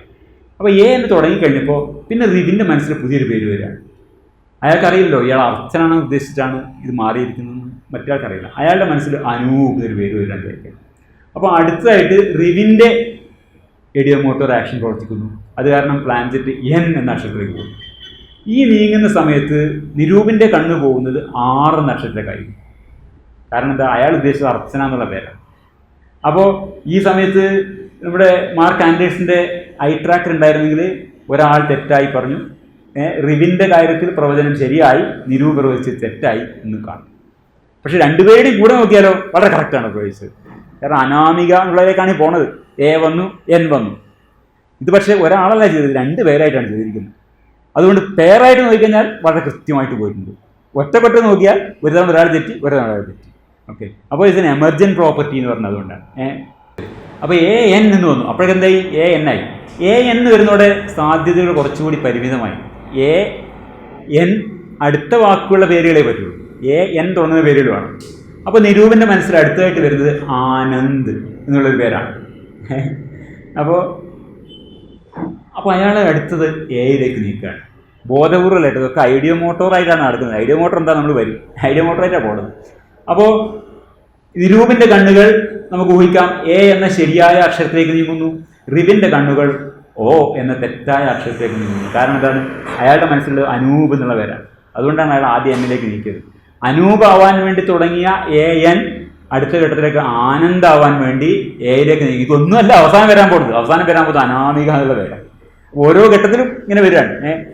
അപ്പോൾ അനാമിക എന്നുള്ള ആ പേര് പരമാവധി പൂർണ്ണമായിട്ട് ഉദിച്ചു വരുന്നവരെ ഈ കളിയെ പിന്തുടരേണ്ട ആവശ്യം നമുക്കില്ല. നമുക്ക് ഇത് പറയേണ്ട ആവശ്യമല്ലേ ഉള്ളൂ. അപ്പോൾ ഈ നമ്മൾ ഇവിടെ ആലോചിക്കേണ്ടത് ഇതുവരെ നടന്നു പോയിക്കഴിഞ്ഞാൽ 3 അക്ഷരങ്ങളായപ്പോഴേക്കും ഈ 2 പങ്കാളികളുടെ മനസ്സിലൂടെ 3 വ്യത്യസ്ത പേരുകൾ ഉദിക്കുകയും അസ്തമിക്കുകയും ചെയ്തു കഴിഞ്ഞു സംഭവിക്കും. അർച്ചനയായി, അനൂപായി, ആനന്ദായി. ഇതൊന്നും അല്ലാത്തൊരു പേരാണ് അവസാനം ഉണ്ടാവാൻ പോകുന്നത്. ഇതുപോലെ 6 അക്ഷരങ്ങൾ കഴിയുമ്പോൾ വേറെയും വളരെയധികം പേരുകൾ ഇതുപോലെ ഉദിക്കുകയും അസ്തമിക്കുകയും ചെയ്യും. അവസാന ഘട്ടത്തിൽ ആദ്യഘട്ടങ്ങളിൽ ഒന്നും പരിഗണിക്കാത്ത ഒരു പേരാവും അവസാനം എമർജൻറ്റ് പ്രോപ്പർട്ടിയായിട്ട് ഉയർന്നു വരുന്നത്. അവസാന ഘട്ടം വരെ മിക്കവാറും ആർക്കും പിടികിട്ടില്ല ഇതെന്താണ് പേരെന്നുള്ളത്. അനൂപിനും അറിയില്ല, നിബിനും അറിയില്ല. പക്ഷെ അവസാനം വരുമ്പോൾ ഇവർ തന്നെ ഉണ്ടാക്കുന്നൊരു പേരാണ് ഉണ്ടായി വരുന്നത്. അതുവരെ ഇവരുടെ മനസ്സിലൊന്നും ഇല്ലാത്തൊരു പേരാണ് ഉണ്ടായി വരുന്നത്. അപ്പോൾ ഇങ്ങനെ ഓരോ തവണയായിട്ട് പല പങ്കാളികളുടെയും ഊഹങ്ങൾ തെറ്റുന്നുണ്ടെങ്കിലും ഓരോ ഘട്ടത്തിലും ഏറ്റവും ചുരുങ്ങിയത് ഒരു പങ്കാളിയെങ്കിലും ഊഹിക്കുന്ന അക്ഷരങ്ങളിലേക്ക് തന്നെയാണ് ഈ ബോർഡിലെ കരു നീങ്ങുന്നത്. ഇനി നമുക്ക് ആ വാചകം ഒരിക്കൽ കൂടി വായിക്കാം. Meaningful responses from the Ouija board are an emergent property of interacting predictive minds that increasingly impose structure on initially random events in the session. ഇതാണ് RJ സ്നേഹ പറയേണ്ടിയിരുന്നത് കൺക്ലൂഷനായിട്ട്. Ouija board works. എന്താ ഒരു ശക്തിയുണ്ട്, ആ ശക്തി എന്താണെന്ന് അറിയില്ല, ബട്ട് Ouija board വർക്ക്സ് എന്നല്ല പറയേണ്ടത്. ഒരു യുക്തിചിന്ത പ്രയോഗിക്കുന്ന ഒരു ഇൻ്റർനെറ്റ് നോക്കുന്ന ഒരാൾ കൺക്ലൂഷനായിട്ട് പറയേണ്ടത് എന്താണ്? Meaningful responses from the Ouija board are an emergent property of interacting predictive minds. അപ്പോൾ അവരുടെ sense of agency convincingly manipulated ആയി. ആൻഡേഴ്സിൻ്റെ പേപ്പറിലെ അവസാന ഖണ്ഡികയിൽ നിന്നൊരു വാചകമാണ് ഇവിടെ ഉദ്ധരിക്കുന്നത്. Ouija board സെഷനിൽ അർത്ഥവത്തായ പ്രതികരണം ഉണ്ടാകുമ്പോൾ ഈ വാക്കുകളിലെ ആദ്യ അക്ഷരങ്ങൾ പലപ്പോഴും യാദൃച്ഛികമായാണ് ഉണ്ടാകുന്നത്. Early letters in a meaningful Ouija board response appear to occur at random. ആദ്യ അക്ഷരങ്ങൾ യാദൃച്ഛികമായിട്ടുണ്ടാകുന്നു. വാക്കുകൾ മുന്നോട്ട് പോകുന്തോറും കളിക്കാർക്ക് തിരഞ്ഞെടുക്കാൻ പറ്റിയ അക്ഷരങ്ങൾ കുറഞ്ഞു വരും. അതാണ്. അപ്പോൾ അത് ഇപ്പം നമ്മൾ ഉദാഹരണം നോക്കിക്കഴിഞ്ഞാൽ ഇപ്പോൾ ഒരു എ എന്ന് തുടങ്ങുന്ന എത്രയോ ഡസൻ പേരുകൾ നമുക്ക് പറയാൻ പറ്റും. അതങ്ങനെ ഒരുപാട് പേരുകൾ ആണും പെണ്ണുമായിട്ട് ഒരുപാട് പേരുകൾ പറയാൻ പറ്റും. എത്രയോ ഡസൻ പറയാൻ പറ്റും. എ എൻ എന്ന് പറഞ്ഞാൽ എന്തായി? ഒരു 10 12 പറയാം. അതൊക്കെ കഴിഞ്ഞിട്ട് നമ്മൾ A N A M I ഇങ്ങോട്ട് വന്നു കഴിഞ്ഞാൽ പിന്നെ വേറൊരു പേരില്ല, പിന്നെ അനാമിക തന്നെ പേരും. അപ്പോൾ അതുകൊണ്ടാണ് പറയുന്നത് എന്താണ്, it makes easier for a pair to of participants to collectively predict. കാരണം എന്താണ്, അങ്ങോട്ട് പോകുന്നതിനനുസരിച്ചിട്ട് ചോയ്സ് കുറഞ്ഞു വരികയാണ്. meaningful word options available to the participants decrease as the response on the Ouija board unfolds. അപ്പോൾ അത് അക്ഷരങ്ങൾ മുന്നോട്ട് പോകുന്നതിനനുസരിച്ചിട്ട് തിരഞ്ഞെടുക്കാവുന്ന പേരുകളുടെ സാധ്യത കുറയുകയും കൃത്യമാവുകയും ചെയ്യുന്നതാണ്. അപ്പോൾ അത്രയും കൃത്യത അവസാന ഘട്ടങ്ങളിൽ കൃത്യത കൂടും. നമുക്ക് ആ ഗ്രാഫ് ഓർക്കാം. ഗ്രാഫ് മേലോട്ട് ഇങ്ങനെ പോകുന്ന കാണാം. ആ ചിത്രം ഞാൻ ഒന്നുകൂടി കാണിക്കാം. ഇതാ ഗ്രാഫ്, ഈ ഡോട്ടഡ് ലൈൻ 2 ഇത് മേലോട്ട് ഇങ്ങനെ പോകുന്നതാണ്. തുടക്കത്തിൽ ഒരു രൂപമില്ല, റാൻഡമായിട്ട് എന്തെങ്കിലും വരികയാണ്. പിന്നെ ചോയ്സുകൾ കുറയുന്നതനുസരിച്ചിട്ട് കൃത്യത കൂടി വരും എന്നുള്ളതാണ്. വ്യക്തി എന്ന നിലയിൽ നോക്കിയാലും ജോഡി എന്ന നിലയിൽ നോക്കിയാലും കണ്ണുകൾ ഉയർന്ന കൃത്യതയോടെ തന്നെ ഓരോ അക്ഷരവും പ്രവചിക്കുന്നുണ്ട് എന്നുള്ളതാണ്. ഇത് നമ്മുടെ ആദ്യത്തെ ഇതിൽ ഈ ബാൾട്ടിമോർ നിലയിൽ. ഇവിടെ കൃത്യത കുറവാണ്, പിന്നെ ആ കൃത്യത കൂടി വരുന്നതാണ്. ബീജ കണ്ടീഷൻ നോക്കിക്കഴിഞ്ഞാൽ ഇവിടെ ഈ നമ്മൾ ഡോട്ടഡ് ലൈൻ നോക്കിക്കഴിഞ്ഞാൽ നമ്മൾ നോക്കാം. ഇവിടെ ഒരു വ്യക്തി എന്ന നിലയിൽ നോക്കിക്കഴിഞ്ഞാൽ 2.25 കൃത്യത തുടങ്ങുന്നത്. പേരായി നോക്കുമ്പോൾ കുറേ കൂടി ഉയർന്ന കൃത്യതയിലാണ്. പക്ഷെ രണ്ടിടത്തും കൃത്യത വളരെ സ്റ്റഡി ആയിട്ട് കൂടി വരുന്നതായി നമുക്ക് കാണാം. ഇങ്ങനെ കൂടി വരുന്നതാണ്. എന്തുകൊണ്ടാണ് ഈ കൃത്യത കൂടി വരുന്ന കാര്യമാണ് നമ്മൾ മുമ്പ് പറഞ്ഞത്. അക്ഷരങ്ങൾ കൂടുന്തോറും ചോയ്സ് കുറയും, കൃത്യത കൂടും. ഓക്കെ, പെയർ എന്ന വാക്കിൽ ഈ കൃത്യത ഓരോ വാക്കിലും വർദ്ധിച്ചു വന്ന് എവിടെ എത്തും? വർദ്ധിച്ചു വന്നിട്ട് ബാൾട്ടിമോർ എന്ന് ഒരാൾ ഒറ്റയ്ക്കിരുന്ന് പറഞ്ഞ അതേ കൃത്യത നമുക്ക് അവിടെ കിട്ടുന്നത് കാണാം. ഓക്കെ, അതിനേക്കാൾ അതേ കൃത്യത ഇതിനേക്കാളും കൃത്യമായ വളരെ ഉയർന്നു പോകുന്നതായിട്ട് നമുക്ക് കാണാം. ഞാൻ ഏറോ മാർക്കിട്ട് സൂചിപ്പിച്ചത്. ഇവിടെയാണ് നമ്മൾ വരുന്നത്. അവരുടെ തന്നെ കണ്ണും അവരുടെ തന്നെ കൈയും ഉപയോഗിച്ച് അവർ തന്നെ തള്ളി ഓരോ അക്ഷരത്തിൽ എത്തിച്ചിട്ടാണ് ഓരോ ബോധബോധത്തിലെ വാക്കുണ്ടാവുന്നെങ്കിലും അത് ചെയ്തത് വേറെ ഒരു ശക്തിയാണ്, ഞങ്ങളല്ല എന്ന ബോധ്യം കളിക്കാറുണ്ടാവുന്നത്. അതായത് എന്തുകൊണ്ടാണ് അവരുടെ സെൻസ് ഓഫ് ഏജ് നഷ്ടമായി പോകുന്നതിന് എന്ന് സംബന്ധിച്ചിട്ട് പ്രാഥമിക ധാരണകൾ നമുക്കിപ്പോൾ കിട്ടിക്കഴിഞ്ഞു. ഇതിനെ ഒന്നുകൂടി വിശദമായി വിവരിക്കാനാണ് ഞാൻ അടുത്ത ഭാഗത്ത് ശ്രമിക്കുന്നത്. ഇത് കുറച്ച് സാങ്കേതിക ജടിലമായിട്ടുള്ള കാര്യമാണ്. ഇവിടെ ഒരു കാര്യം ശ്രദ്ധിക്കേണ്ടത്, വിജ ബോർഡുമായി ബന്ധപ്പെട്ടു എന്തുകൊണ്ടാണ് ഈ ഒരു സെൻസ് ഓഫ് ഏജൻസി നഷ്ടമുണ്ടാകുന്നതിനെ സംബന്ധിച്ചിട്ട് കൃത്യമായിട്ടുള്ളൊരു ശാസ്ത്രീയ വിവരണം ഇന്ന് ലഭ്യമാണ് എന്ന് ബോധ്യപ്പെടുത്തുക മാത്രമേ എൻ്റെ ഉദ്ദേശമുള്ളൂ. അതുകൊണ്ട് തന്നെ 2-3 ഘടകങ്ങളുള്ള ഈ വിശദീകരണത്തിൻ്റെ വളരെ പ്രധാനമായിട്ടുള്ള ഒരു ഭാഗം മാത്രമേ ഞാൻ ചർച്ച ചെയ്യുന്നുള്ളൂ. കാരണം അതിൻ്റെ ആവശ്യം നമുക്കുള്ളൂ. ഈ പേപ്പർ വായിച്ചിട്ടുള്ളവർ ആ വിശദീകരണം അതിൻ്റെ പൂർണ്ണതയെ ഞാൻ വിവരിച്ചില്ല എന്നൊരു ആക്ഷേപം പറയാനിടയുണ്ട്. അതുകൊണ്ടാണ് ഞാൻ ആ കാര്യം മുൻകൂറായിട്ട് പറഞ്ഞു വെക്കുന്നത്. ശാസ്ത്രീയ വിശദീകരണത്തിൽ നമുക്ക് എടുക്കാം. ആൻഡേഴ്സന്റെ പേപ്പറിൽ ഒരു ഖണ്ഡികയാണ് ഉദ്ദേശിച്ചിട്ടുള്ളത്. ചലനം നിയന്ത്രിച്ചിട്ടുള്ള brain predicts the sensory consequence of action then compares this prediction to actual consequence. അതാണ് അതിൻ്റെ ആ ഫുൾ വാചകം വരുന്നത്. അതിൻ്റെ ഒരു ഏകദേശ താർജ്ജമ വായിക്കാം. ചലന നിയന്ത്രണത്തിനുള്ള മസ്തിഷ്ക വ്യവസ്ഥയുമായി ബന്ധപ്പെട്ടിട്ടാണ് കർത്തൃത്വ ബോധം അല്ലെങ്കിൽ സെൻസ് ഓഫ് ഏജൻസി ഓർഡറെടുക്കുന്നത്. എന്നാൽ അത് പരക്കെ അംഗീകരിക്കപ്പെട്ട സിദ്ധാന്തമാണ്. ഓരോ പ്രവൃത്തിയുടെയും സെൻസറി കോൺസിക്വൻസസ്, ഇന്ദ്രിയ അനുഭവം എന്താണെന്ന് മസ്തിഷ്കം പ്രവചിക്കുകയും യഥാർത്ഥത്തിൽ എന്ത് നടന്നത് എന്നതുമായി ഈ പ്രവചനത്തെ തട്ടിച്ചു നോക്കുകയും ചെയ്യുന്നുണ്ടെന്നുള്ളതാണ്. The brain predicts sensory. നമ്മളൊന്ന് ചെയ്യുമ്പോൾ, ഞാനിത് എടുക്കുമ്പോൾ, ഈ പ്രവൃത്തി ചെയ്യുമ്പോൾ അതിൻ്റെ ഇന്ദ്രിയ അനുഭവം എന്താണ്, എനിക്കിതിൻ്റെ ആ കനം ഫീൽ ചെയ്യാം, എനിക്കിതിനെ കാണാം, ഉയർത്താം. ഇതെടുക്കുമ്പോൾ എന്താണ് സംഭവിക്കാൻ പോകുന്നത് എന്നതിനെപ്പറ്റി മസ്തിഷ്കം ഒരു പ്രവചനം ഉണ്ടാക്കുന്നുണ്ട്. സെൻസറി കോൺസിക്വൻസ് ഓഫ് ആക്ഷൻ പ്രവചിക്കപ്പെടുന്നുണ്ട്. അതാണ് പറഞ്ഞത്. Brain predicts sensory consequence of action. അത് കഴിഞ്ഞിട്ട് അതിനെ ആ പ്രെഡിക്ഷനെ കമ്പയർ ചെയ്തു. അങ്ങനെ കമ്പയർ ചെയ്തിട്ടാണ് ഞാൻ എടുത്തു എന്ന് ബോധ്യപ്പെടുന്നതെന്നാണ് അതിൻ്റെ മെക്കാനിസം. അപ്പോൾ ഇന്ദ്രിയം അനുഭവം എന്താണെന്ന് മസ്തിഷ്കം പ്രവചിക്കുകയും യഥാർത്ഥത്തിൽ എന്ത് നടന്നു എന്നതുമായി ആ പ്രവചനത്തെ തട്ടിച്ചു നോക്കുകയും ചെയ്തുകൊണ്ടാണ് കർത്തൃത്വ ബോധം രൂപപ്പെടുത്തുന്നതാണ് സിദ്ധാന്തം. അപ്പോൾ ഈ പ്രഡിക്ഷനും കോൺസിക്വൻസും മാച്ച് ചെയ്യുന്നുണ്ടെങ്കിൽ, അത് ഞാനിത് പൊക്കാൻ ഉദ്ദേശിക്കുന്നു, ഈ പൊക്കുമ്പോൾ ഉണ്ടാവാൻ പോകുന്ന ഇന്ദ്രിയ അനുഭവം എന്താണ് എന്ന് എനിക്കറിയാം. ഞാനിപ്പോൾ കണ്ണടച്ചിട്ടാണെങ്കിൽ പോലും എടുത്തു കഴിഞ്ഞാൽ എനിക്കറിയാം അതിൻ്റെ ഭാരം എനിക്കറിയാം. ഞാൻ കണ്ണടച്ചിട്ട് എടുക്കുന്നത്. പക്ഷേ എനിക്കറിയാം ഞാൻ എടുത്തു കഴിഞ്ഞു, എൻ്റെ ഈ അടുത്ത ഭാഗത്താണുള്ളതെന്ന് എനിക്ക് ധാരണയുണ്ട്. ഞാൻ എൻ്റെ കൈ കൊണ്ട് പോയി തന്നെ എടുത്തു. അപ്പോൾ എനിക്കത് ഫീൽ ചെയ്യാം. എനിക്ക് എൻ്റെ സ്പർശന ശേഷി കൊണ്ടും എനിക്ക് മനസ്സിലാക്കാൻ പറ്റും ഞാൻ എടുത്തുന്നത്. അപ്പോൾ ഇത് നമ്മുടെ മസ്തിഷ്കം നേരത്തെ പ്രെഡിക്റ്റ് ചെയ്തിട്ടുണ്ട്. ഇങ്ങനെ ഉണ്ടെങ്കിൽ അത് ഞാൻ ചെയ്തു കഴിഞ്ഞു. അങ്ങനെയാണ് അതിൻ്റെ ആ സെൻസറി കോൺസിക്വൻസസിനെ പ്രെഡിക്റ്റ് ചെയ്യുന്നതാണ് ഇതാണ് ഉദ്ദേശിക്കുന്നത്. അപ്പോൾ ഇത് രണ്ടും മിസ്മാച്ചായി വിചാരിക്കാം. മിസ്മാച്ചായി ഞാനിങ്ങനെ തപ്പി, വേറെ അതല്ലല്ലോ, ഞാനത് ചെയ്തിട്ടില്ല, ഉദ്ദേശിച്ച സാധനം ചെയ്തിട്ടില്ല, അതല്ലേ. അപ്പോൾ സെൻസറി കോൺസിക്വൻസ് പ്രെഡിക്റ്റ് ചെയ്തതായിട്ട് മിസ്മാച്ച് വന്നു. അപ്പോൾ ഐ ഡിഡ് ഇറ്റ് എന്ന് വരുന്നത് എപ്പോഴാണ്? മസ്തിഷ്കം നേരത്തെ കൂട്ടി എൻ്റെ പ്രവൃത്തിയുടെ ഇന്ദ്രിയാനുഭവം എന്തായിരിക്കും എന്ന് പ്രിഡിക്റ്റ് ചെയ്തുമായി ഇത് മാച്ച് ആയാൽ ഞാൻ ചെയ്യും. ഈ മാച്ചിങ്ങിലാണ് കിടക്കുന്നത്. മിസ്മാച്ച് ആയിക്കഴിഞ്ഞാൽ പ്രശ്നമായി. അപ്പോൾ കർത്തൃത്വബോധം ഈ ഓജോ ബോർഡ് കളിക്കാരിൽ ബീജബോർഡ് കളിക്കാരിൽ കുറഞ്ഞ കർത്തൃത്വബോധം ഉണ്ടാകുന്നതിന് കാരണം എന്ന് വെച്ചാൽ ബോർഡിൻ്റെ പ്രതികരണം പ്രവചിക്കുന്നതിൽ കളിക്കാർക്ക് ബുദ്ധിമുട്ടുണ്ടാവുന്നു എന്നതിനാണെന്നാണ് ആൻഡേഴ്സൺ പറയുന്നത്. ഈ കാര്യമാണ് നമുക്ക് വിശദമായിട്ട് മനസ്സിലാക്കാൻ. ഐഡിയമോട്ടോ ആക്ഷൻ എന്നുള്ള വാക്ക് നമ്മൾ നേരത്തെ ഒന്ന് തൊട്ട് നോക്കി അവിടെ വിട്ടു പോകുന്നുണ്ട്. പൊതുവേ നമ്മളിപ്പോൾ ഞാൻ നേരത്തെ പറഞ്ഞ പോലെ ബീജബോർഡ്, പിന്നെ ഡൗസിങ്, പെൻഡുലം കറക്കൽ തുടങ്ങിയിട്ടുള്ള ഈ കപട വിദ്യകളൊക്കെ നമ്മൾ എക്സ്പ്ലെയിൻ ചെയ്യാൻ വേണ്ടി നമ്മൾ ഉപയോഗിക്കുന്ന ഒരു വാക്കാണ് ഈ പിന്നെ ഐഡിയമോട്ടോർ ആക്ഷൻ എന്നുള്ളത്. അത് സംഗതി ശരി തന്നെയാണ്, ഐഡിയമോട്ടോർ ആക്ഷൻ തന്നെയാണ്. പക്ഷെ എന്താണ് ഈ ഐഡിയമോട്ടോർ ആക്ഷൻ എന്തുകൊണ്ട് ഉദ്ദേശിക്കുന്നത്? അത് 19ാം നൂറ്റാണ്ടിൻ്റെ മധ്യത്തിൽ ഉണ്ടായിട്ടുള്ളൊരു വാക്കാണ്. അത് ആശയം ആദ്യമായിട്ട് രൂപം കൊണ്ട സമയത്ത് അതിനെങ്ങനെയാണോ മനസ്സിലാക്കിയത് അതുപോലെയല്ല നമ്മളിങ്ങനെ മനസ്സിലാക്കുന്നത് എന്നുകൂടി നമ്മൾ കൃത്യമായി മനസ്സിലാക്കേണ്ടതുണ്ട്. അതുകൊണ്ടാണ് ഞാനിത് വിശദമായിട്ട് പറയുന്നത്. നമ്മൾ ആ ഒരു വാക്ക് അതേ അർത്ഥത്തിൽ തന്നെ പറഞ്ഞാൽ പോരാന്നുള്ള അത് നമുക്ക് അത്ര ക്ലിയറായിട്ട് മനസ്സിലായിട്ടില്ല. നമ്മൾ പഴയൊരു അർത്ഥത്തിലാണ് ഇപ്പോഴും ഐഡിയമോട്ടോർ ആക്ഷൻ എന്ന് പറയുന്നത്. ഈ 19ാം നൂറ്റാണ്ടിൻ്റെ മധ്യദശകങ്ങളിൽ പറഞ്ഞാൽ യൂറോപ്പിൽ പലതരം പാരാനോർമൽ പ്രതിഭാസങ്ങളുടെ ഒരു പൂക്കാലമായിരുന്നു. അപ്പോൾ ഈ ആത്മാവുകളെ വിളിച്ചു വരുത്തുന്ന വിവിധങ്ങളായിട്ടുള്ള ഏർപ്പാടുകൾ ആ കാലത്ത് വളരെ പോപ്പുലറായിരുന്നു. ആ കോണ്ടെക്സ്റ്റിലാണ് പിന്നെ ഈ ഒരു വാക്ക് ഐഡിയമോട്ടോർ റിഫ്ലക്സ് എന്നുള്ള വാക്ക് വരുന്നത്. 1852 ബ്രിട്ടീഷ് ഫിസിയോളജിസ്റ്റ് ആയിട്ടുള്ള വില്യം ബെഞ്ചമിൻ കാർപ്പൻ്റർ ഇതങ്ങനെ പ്രകൃത്യതീര ശക്തികളുടെ വിളയാട്ടമൊന്നുമല്ല, ഇതിൽ പങ്കെടുക്കുന്ന ആൾക്കാരുടെ ശരീര ചലനങ്ങൾ തന്നെയാണ് ഈ ടേബിൾ കറങ്ങുന്നതിൻ്റെയോ മറ്റുള്ള ഈ പെൻഡുലം അനങ്ങുന്നതിൻ്റെയോ ഒക്കെ പിന്നിലുള്ളത്.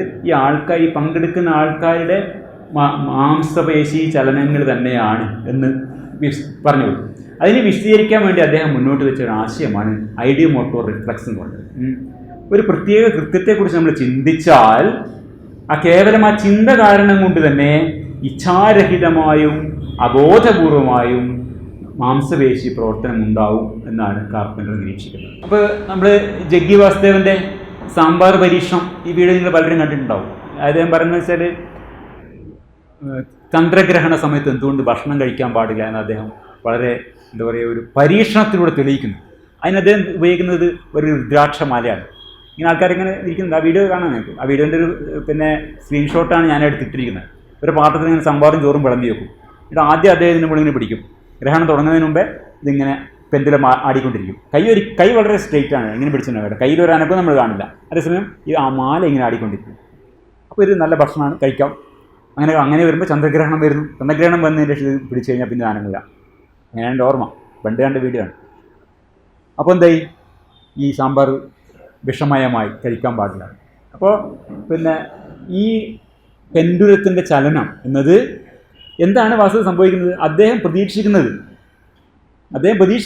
ചലിക്കരുത് എന്നാണ്, അല്ലെങ്കിൽ ചലിക്കണമെന്നാണ്. അദ്ദേഹത്തിൻ്റെ മനസ്സിൽ എന്താണ് ഉള്ളത്? അത് ഐഡിയമോട്ടോർ റിഫ്ലക്സ് വഴി, ഐഡിയമോട്ടോർ മൂവ്മെൻറ്റ് വഴി അതിവിടെ പ്രകടിപ്പിക്കപ്പെടുക എന്നാണ് സംഭവിക്കുന്നത്.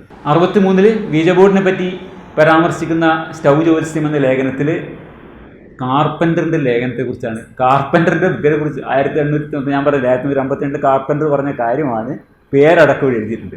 പ്ലാൻഷറ്റിലോ കമ്പാളത്തിലോ ടെംബ്ലറിലോ സ്റ്റൗവിന്മേലോ വെക്കുന്ന കൈവിരലുകൾ കേവലം വെറും നിർജീവ വസ്തുവായല്ല അവയിലിരിക്കുന്നത്. വിരലുകളുടെ ഉടമസ്ഥൻ്റെ മനസ്സ് ആ വിരലുകൾ വഴി ആ ഉപകരണത്തെ ഹിതാനുസരണം അനൈച്ഛികമായി, കൃത്യമായിട്ടുള്ള വാക്കാണ്, ഹിതാനുസരണം അനൈച്ഛികമായി ചലിപ്പിക്കുകയാണ്. അതിൽ ദിവ്യമോ ആത്മീയമോ അതൊന്നുമല്ല പ്രവർത്തിക്കുന്നത്. WB എന്നാണ് വേണ്ടത്. അതൊരു ടൈപ്പ് പ്രിന്റിംഗ് മിസ്റ്റേക്കാണ്. WB കാർപ്പൻ്ററുടെയോ ഫ്രാങ്ക് പാഡ്മോറിൻ്റെയോ പുസ്തകങ്ങൾ വായിച്ചാൽ അവിടെ പുസ്തകത്തിൻ്റെ പേരും വേണം, കാർപ്പൻ്റർ മെൻ്റൽ ഫിസിയോളജി. അതും ഒരു പ്രിന്റിംഗ് മിസ്റ്റേക്കാണ്. മെൻ്റൽ സൈക്കോളജി എന്നല്ല, പിന്നെ ഞാൻ ആ ബുക്കിൻ്റെ പേര് ഇവിടെ കാണിച്ചു തരുന്നത്. ഇതാണ് ബുക്ക്, മെൻ്റൽ ഫിസിയോളജി എന്നാണ്. ഈ ബുക്കിനെ കുറിച്ചാണ് 1963 ലേഖനം എഴുതുമ്പോൾ MC പറയുന്നത്, കോട്ട് ചെയ്യുന്നത്. ഇന്ന് ഇൻ്റർനെറ്റ് ഉണ്ടായിട്ട് പോലും നമ്മൾ കണ്ടെത്തുന്നില്ല ബീജബോർഡ് വർക്ക് ചെയ്യുന്നതാണ് പറയുന്നത്. നമ്മളെന്നല്ല, ഞാൻ ജനസാമാന്യനാണ് പറയുന്നത് കേട്ടോ. നമ്മൾ ചെയ്യുന്നവരില്ല എന്നല്ല പറയുന്നത്. പക്ഷേ ഒരു ജനസാമാന്യം ഇന്നും ആ ഒരു ശീലത്തിലേക്ക് എത്തിയിട്ടില്ല എന്നുള്ളതാണ്. അടുത്ത് വേറൊരു ഇതിലേക്ക് നമ്മൾ പോവാണ്. ഡോക്ടർ കാർപ്പൻ്റർ ഈ ആശയം അവതരിപ്പിച്ചിട്ട് 40 കൊല്ലത്തിനുള്ളിൽ തന്നെ ആ ആശയം വികസിപ്പിക്കപ്പെടുന്നുണ്ട് നമ്മൾ മനസ്സിലാക്കുന്നുണ്ട്. ഇവിടെ കൊടുത്തിട്ടുള്ളത് പ്രിൻസിപ്പിൾസ് ഓഫ് സൈക്കോളജി എന്നുള്ള വില്യം ജെയിംസിൻ്റെ 1890 ആ പുസ്തകം കഴിഞ്ഞിട്ട് ഒരു 40 വർഷം ശേഷം വന്നിട്ടുള്ള പുസ്തകമാണ്. ആ പുസ്തകമായിട്ടുള്ള ഒരു വാചകമാണ് ഞാനത് ചേർത്തിട്ടുള്ളത്. Whenever movement follows unhesitatingly and immediately the notion of it in the mind, we have ideomotor action. അതാണ് ഐഡിയോമോട്ടർ ആക്ഷൻ്റെ ഇന്നും വളരെ പ്രചാരത്തിലുള്ളൊരു നിർവചനം. പല സമകാലിക പേപ്പറുകളിലും തന്നെ അത് ഉദ്ധരിക്കുന്നുണ്ട്. ഇതാണ് ഐഡിയോമോട്ടോർ ആക്ഷൻ്റെ നിർവചനം. ഒരു ചലനത്തെക്കുറിച്ചുള്ള ചിന്ത മനസ്സിലുണ്ടാകുമ്പോഴേക്കും ശങ്കാരഹിതമായും താമസമില്ലാതെയും ആ ചലനം ഉണ്ടാവുന്നുവെങ്കിൽ അതാണ് ഐഡിയോമോട്ടോർ ആക്ഷൻ എന്നാണ് 1892 വില്യം ജെയിംസ് വിവരിക്കുന്നത്. ഐഡിയോമോട്ടോർ ആക്ഷൻ അദ്ദേഹം നിർവചിക്കുന്ന അങ്ങനെയാണ്. തുടർന്നുള്ള വാചകങ്ങളുടെ ഞാൻ അവിടെ കൊടുത്തിട്ടുണ്ട്. ഏകദേശം തർജ്ജമയായി വായിക്കാം. ഇതാണ്. ഇവിടെ ഞാൻ 2-3 സ്ലൈഡ് അതിൻ്റെ ട്രാൻസ്ലേഷൻ അത് വായിച്ചു പോവാം. ഇവിടെ ചിന്തയുടെയും നടത്തിപ്പിൻ്റെയും ഇടയിൽ വളരെ ശ്രദ്ധിക്കേണ്ട ഒരു കാര്യമാണ്. യൂട്യൂബിൽ കാണുന്ന ഒരു ആ വാചകം ഇംഗ്ലീഷ് തന്നെ വായിച്ച് മനസ്സിലാക്കാൻ ശ്രമിക്കുക. ഇവിടെ ചിന്തയുടെയും നടത്തിപ്പിൻ്റെയും ഇടയിൽ എന്തെങ്കിലും ഉള്ളതായി നമുക്ക് അനുഭവപ്പെടുന്നില്ല. തീർച്ചയായും പലവിധമായ നാഡീ മാംസപേശി പ്രക്രിയകൾ ഇത് രണ്ടിൻ്റെയും ഇടയിൽ വരുന്നുണ്ട്. പക്ഷേ നമുക്ക് അതിനെപ്പറ്റി യാതൊന്നും അറിയില്ല. നാം പ്രവൃത്തിയെക്കുറിച്ച് ചിന്തിക്കുന്നു, അത് നടക്കുന്നു, അവിടെ തീർന്നു. സ്വയം വിചിന്തനം കൊണ്ട്, ഇൻട്രോസ്പെക്ഷൻ കൊണ്ട് അതിൽ കൂടുതലൊന്നും നമുക്കറിയാൻ കഴിയുന്നില്ല. ഐഡിയോമോട്ടോർ ആക്ഷൻ എന്ന പദം ആദ്യമായി പ്രയോഗിച്ച ഡോക്ടർ കാർപ്പൻ്റർ മനുഷ്യ മനസ്സിൻ്റെ വിവിധ പ്രവർത്തനങ്ങൾക്കിടയിലെ ഒരു അപൂർവ കൗതുക പ്രതിഭാസമായാണ് അതിനെ മനസ്സിലാക്കിയത്. Among the curiosities of our mental life. ഇതാണ് വളരെ പ്രധാനപ്പെട്ട ഒരു കാര്യം. നമ്മളെപ്പോഴും വിചാരിക്കുന്നത് ഐഡിയോമോട്ടോർ ആക്ഷൻ എന്ന് പറഞ്ഞാൽ ഈ തരത്തിൽ വിജവോട് ഉപയോഗിക്കുമ്പോഴോ അല്ലെങ്കിൽ ഡൗസിങ്ങിലോ മാത്രം ബാധകമായ ഒരു പ്രത്യേക ഫിനോമിനാണ് എന്ന് നമ്മൾ ധരിക്കുന്നത്. അത് തെറ്റാണ്. അതാണ് പ്രധാനമായിട്ട് മനസ്സിലാക്കേണ്ടത്. അതിനുവേണ്ടി മാത്രമുള്ള ഒരു കാര്യമല്ല ഈ ഐഡിയോമോട്ടോർ ആക്ഷൻ എന്നുള്ള വിഷയം. ഇതങ്ങനെ ഒരു അപൂർവ കൗതുക പ്രതിഭാസമല്ല എന്നതാണ് സത്യം. ശരീരത്തിൽ നിത്യസാധാരണമായി നടക്കുന്നൊരു പ്രക്രിയ ഇവിടെ മറ നീങ്ങി കാണപ്പെടുന്നു എന്ന് മാത്രമേ ഉള്ളൂ. സംസാരിച്ചു കൊണ്ടിരിക്കെ നിലത്ത് ഒരു പിന്ന് വീണ് കിടക്കുന്നതോ കോട്ടിൻ്റെ കയ്യിൽ പൊടി പറ്റിയിരിക്കുന്നതോ ഞാൻ കാണുന്നു എന്നിരിക്കട്ടെ. സംസാരത്തിന് യാതൊരു തടസ്സവുമില്ലാതെ ഞാൻ ആ പിന്ന് കുനിഞ്ഞെടുക്കുകയോ കയ്യിലെ പൊടി തട്ടിക്കളയുകയോ ചെയ്യുന്നു. ഇത് വില്യം ജെയിംസ് പറയുന്നതാണ്. ബോധപൂർവമായ ഒരു തീരുമാനമെടുത്ത് ചെയ്യുന്ന കാര്യമല്ല ഇത്. ഈ വസ്തുക്കളെ കാണുന്നു, ചെയ്യാനുള്ള കാര്യത്തെപ്പറ്റി ഒരു നൈമിഷികമായ ചിന്ത കടന്നു പോകുന്നു മനസ്സിലൂടെ. അത്രയും കൊണ്ട് തന്നെ പിന്നെടുക്കുക, പൊടി തട്ടിക്കളയുക എന്ന പ്രവൃത്തി നടന്നു കഴിഞ്ഞു. അതുപോലെ തന്നെ അത്താഴം കഴിഞ്ഞ് തീന്മേശക്കടുത്തിരിക്കുമ്പോൾ മേശപ്പുറത്തുള്ള അണ്ടിപ്പരിപ്പും ഡ്രൈ ഫ്രൂട്ട്സും എടുത്ത് ഇടയ്ക്കിടെ ഞാൻ കുറിച്ചു കൊണ്ടിരിക്കുന്നു. എൻ്റെ അത്താഴം കഴിച്ചു കഴിഞ്ഞു. പക്ഷേ സംസാരിച്ചു കൊണ്ടിരിക്കുന്നതിനിടയിൽ ഞാൻ എന്താണ് ചെയ്തുകൊണ്ടിരിക്കുന്നത് എന്ന് തന്നെ മിക്കവാറും അറിയാതെയാണ് ഇത് ചെയ്യുന്നത്. ഈ വസ്തുക്കൾ അവിടെ ഉണ്ടെന്ന കാഴ്ചയും ഞാനത് തിന്നേക്കുമെന്ന ക്ഷണികമായ തോന്നലും കൊണ്ട് മാത്രം തീറ്റ എന്ന കാര്യം നടന്നു കഴിഞ്ഞു. ഇതാണ് ഐഡിയോമോട്ടോർ ആക്ഷൻ. അല്ലാതെ വളരെ പ്രകടമായൊരു ശാസനം ഒന്നും ഇവിടെ ഉണ്ടാവുന്നില്ല. ഓരോ ദിവസത്തെയും ഓരോ മണിക്കൂറിനെയും നിറച്ചുകൊണ്ടിരിക്കുന്ന വിവിധങ്ങളായ പതിവ് പോക്കുവരവുകളും സ്വയം ക്രമീകരണങ്ങളും നടന്നു പോകുന്നത് അപ്പോൾ ഉണ്ടാകുന്ന ഇന്ദ്രിയ അറിവുകളോടുള്ള ഉടൻ പ്രതികരണങ്ങൾ എന്ന നിലക്കാണ്. ഇച്ഛാപൂർവ പ്രവർത്തനങ്ങൾ വോളണ്ടറി ആക്ട്സ് എന്ന് വിളിക്കണമോ അതോ റിഫ്ലക്സ് പ്രവർത്തനങ്ങൾ എന്ന് വിളിക്കണമോ എന്ന് തീരുമാനിക്കാൻ വിഷമമാകുന്ന അത്രത്തോളം പെട്ടെന്നാണ് ഈ പ്രവർത്തനങ്ങൾ നടക്കുന്നത്. It is often difficult to decide whether or not to call them reflex rather than voluntary actions. നമ്മൾ ഇച്ഛാപൂർവമായ പ്രവർത്തനങ്ങൾ എന്ന് പറയുന്നത് പോലും അങ്ങനെ പൂർണ്ണമായി ഇച്ഛാപൂർവ്വം നമുക്ക് പറയാൻ പറ്റില്ല. ഐഡിയോമോട്ടോർ ആണെന്ന്. എല്ലാ നമ്മുടെ പ്രവർത്തനത്തിൻ്റെയും ഒരു അടിസ്ഥാന സ്വഭാവമാണ് ഈ ഐഡിയോമോട്ടോർ ആക്ഷൻ എന്നുള്ളതാണ് ഞാൻ പറഞ്ഞത്.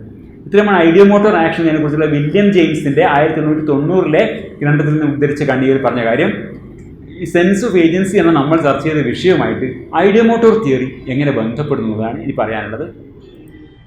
ഇത് സെൻസ് ഓഫ് ഏജൻസിയെ കുറിച്ചിട്ടുള്ള ഗവേഷണ രംഗത്ത് ഏറ്റവും അധികം അറിയപ്പെടുന്ന പേരുകളിലൊന്നാണ് ഞാൻ നേരത്തെ കാണിച്ച പാട്രിക് ഹാഗാർഡ്. അദ്ദേഹം കോതറായിട്ടുള്ളൊരു ചാപ്റ്റർ ഈ കാണുന്ന പുസ്തകത്തിലുണ്ട്. ചിത്രം അവിടെ കാണിച്ചത് ആക്ഷൻ സയൻസ് എന്നുള്ള ബുക്ക്. അതിൻ്റെ അകത്തൊരു ചാപ്റ്റർ ഉണ്ട്. അതിൻ്റെ 14ാമത്തെ ചാപ്റ്ററാണ്. അതിലൂടെ കടന്നുപോയാൽ നമുക്ക് ഐഡിയോമോട്ടോർ തിയറിയും സെൻസ് ഓഫ് ഏജൻസിയുമായിട്ടുള്ള ബന്ധം, അതുപോലെ ക്ലാസിക്കൽ ഐഡിയോമോട്ടോർ തിയറിക്ക് ഈ രംഗത്തിലുള്ള പരിമിതി എന്താണ്, ആധുനികമായ ധാരണകളിൽ ഈ ക്ലാസിക്കൽ ഐഡിയോമോട്ടോർ തിയറി എങ്ങനെ പരിഷ്കരിക്കുന്നു എന്നീ വിഷയങ്ങൾ വ്യക്തമാവും. കുറച്ച് ഗൗരവമായി ശ്രദ്ധിക്കുന്നവർക്ക് ആവശ്യമാണെന്നുള്ളതുകൊണ്ടാണ് ഞാനിത് പറയുന്നത്. കാരണം വലിയൊരു തെറ്റിദ്ധാരണ ഈ ഐഡിയോമോട്ടോർ ആക്ഷൻ എന്ന് പറയുന്നതിലുണ്ടായിട്ടുണ്ട്. നമ്മൾ വിശദീകരണമൊക്കെ തന്നെ അത് ഐഡിയോമോട്ടോർ ആക്ഷനാണ് എന്ന് പറയുന്നതോടുകൂടി അവസാനിക്കാം. എന്നാൽ മെഡിക്കൽ ഫിസിയോളജി MBBS പഠിക്കുന്ന ആളോട് ഐഡിയോമോട്ടോർ ആക്ഷൻ എന്തൊരു പാഠം പഠിച്ചിട്ടുണ്ടോ എന്ന് ചോദിച്ചാൽ അത് ഉണ്ടാവില്ല. അങ്ങനെയാണ് അങ്ങനെ നമ്മുടെ ഫിസിയോളജി ബുക്കിലൊക്കെ ഐഡിയോ മോട്ടോർ ആക്ഷൻ പ്രത്യേക ഒരു ചാപ്റ്റർ ആയിട്ടൊന്നും കൊടുത്തില്ല. അങ്ങനെ അത് അത്ര, കാരണം ഇത് ഇങ്ങനെ ഒരു ചരിത്രപരമായിട്ടുള്ള കാര്യമാണ്. അതിന് ഇപ്പോഴാണത് എന്താ പറയുക, അതിൻ്റെ എങ്ങനെയാണ് അതിൻ്റെ പ്രാധാന്യം എന്നുള്ളത് കൂടുതൽ വ്യക്തമായിട്ടുള്ളത്. ഇരിക്കട്ടെ. അതായത് ഈ വോളണ്ടറി ആക്ഷൻസ്, ഇച്ഛാപൂർണമായ പ്രവർത്തനങ്ങൾ എന്ന് നമ്മൾ പറയുന്ന ചലനങ്ങൾ ഉണ്ടാവാൻ ആ ചലനങ്ങളുടെ ഫലങ്ങളെക്കുറിച്ചുള്ള ചിന്ത മാത്രം മതി. എടുക്കണം എന്ന് തോന്നലുണ്ടായി എടുക്കുകയും അതിൻ്റെ ഇടയിൽ ആവശ്യമായ മാംസപേശി ചലനങ്ങൾ സ്വയം ഉദ്ദീപിക്കപ്പെടുന്നുണ്ട്. അല്ലാതെ ഒരു ഇൻറ്റേർണൽ വൊളീഷൻ, ഏതോ ഒരു സിനിമയല്ലേ, അതാ ഒരു വെടിയുണ്ട വരുന്നു മാറിക്കളയാം, അങ്ങനെ ഒരു സംഭവമില്ല. അത് വളരെ നമ്മുടെ മനസ്സിൽ ഒരു ചെറിയ ഐഡിയ ഉണ്ടായാൽ മതി, അപ്പോഴേക്കും സാധനം എടുത്ത് കഴിഞ്ഞു, ചെയ്ത് കഴിഞ്ഞു. അങ്ങനെയാണ് ഐഡിയോ മോട്ടോർ ആണ് നമ്മുടെ ആക്ഷൻസ്.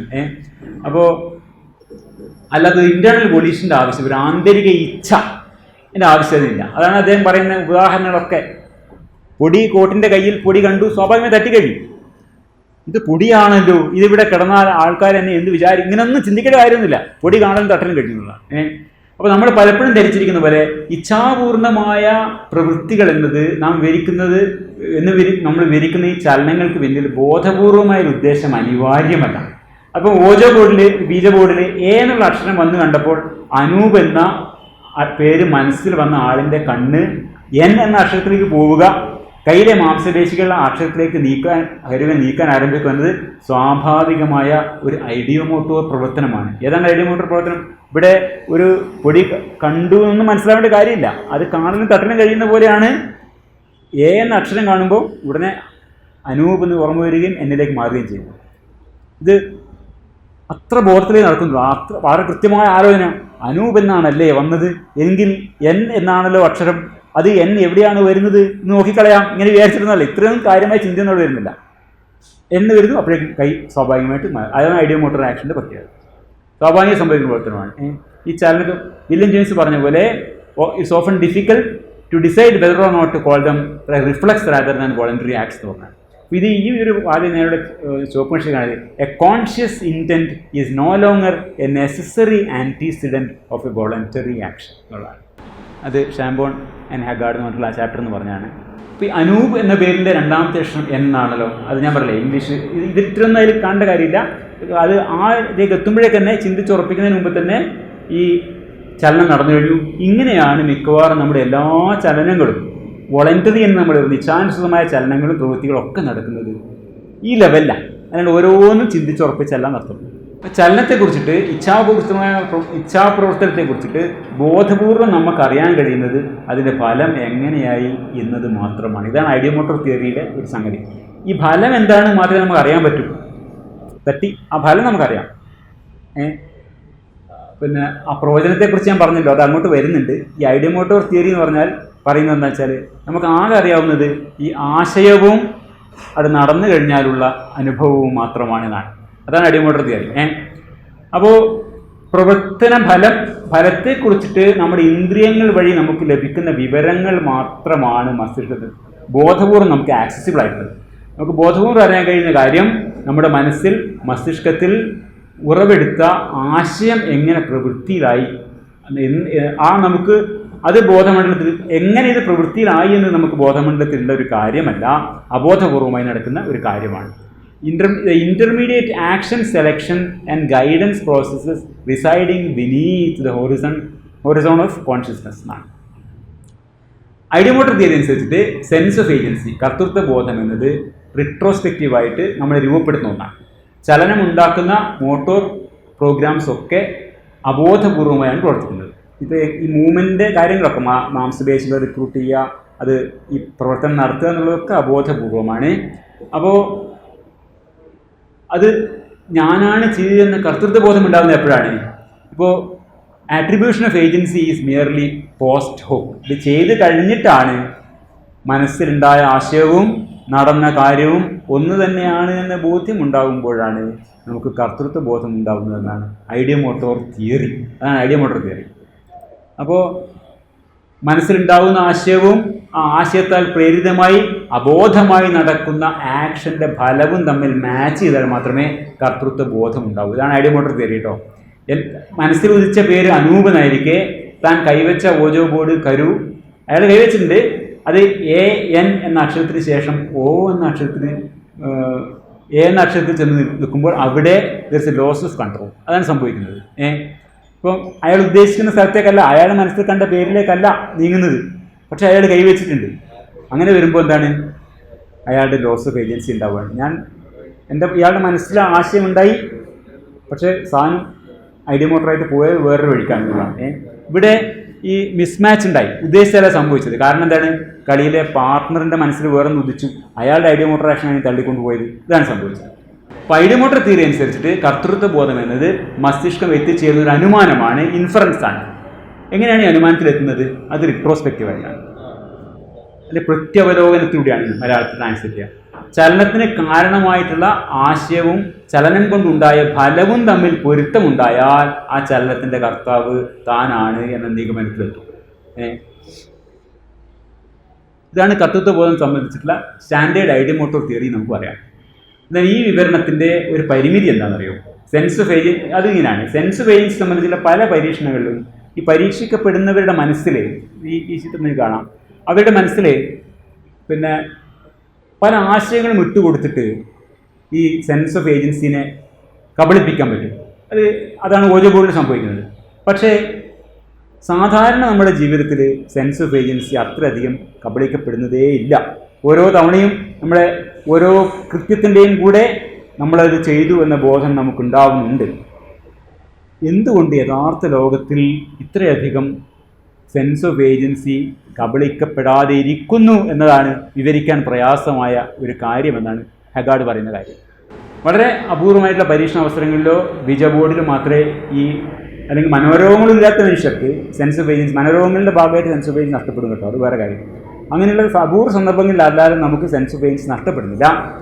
അപ്പോൾ ഇതാണ് ഈ central weakness of ideomotor based theories എന്ന് പറഞ്ഞതാണ്. We are not delivered all the time. എന്തുകൊണ്ട് നമ്മൾ എപ്പോഴും ഡെലിവേർഡ് ആവുന്നില്ല? എന്തുകൊണ്ട് മനുഷ്യർ സദാ കർത്തൃത്വബോധം സംബന്ധിച്ച മതിഭ്രമങ്ങളിൽ പെട്ടുപോകുന്നില്ല? അതിനൊരു ഭൗതിക വിശദീകരണം ആവശ്യമാണ്. ഉദ്ദേശങ്ങളെ അല്ലെങ്കിൽ ആശയങ്ങളെ ആക്ഷനായിട്ട് പരാവർത്തനം ചെയ്യുന്ന മസ്തിഷ്ക പ്രക്രിയയെ ഐഡിയ മോട്ടോർ തിയറി പരിഗണിക്കുന്നില്ല എന്നാണ് നമ്മൾ കണ്ടത്.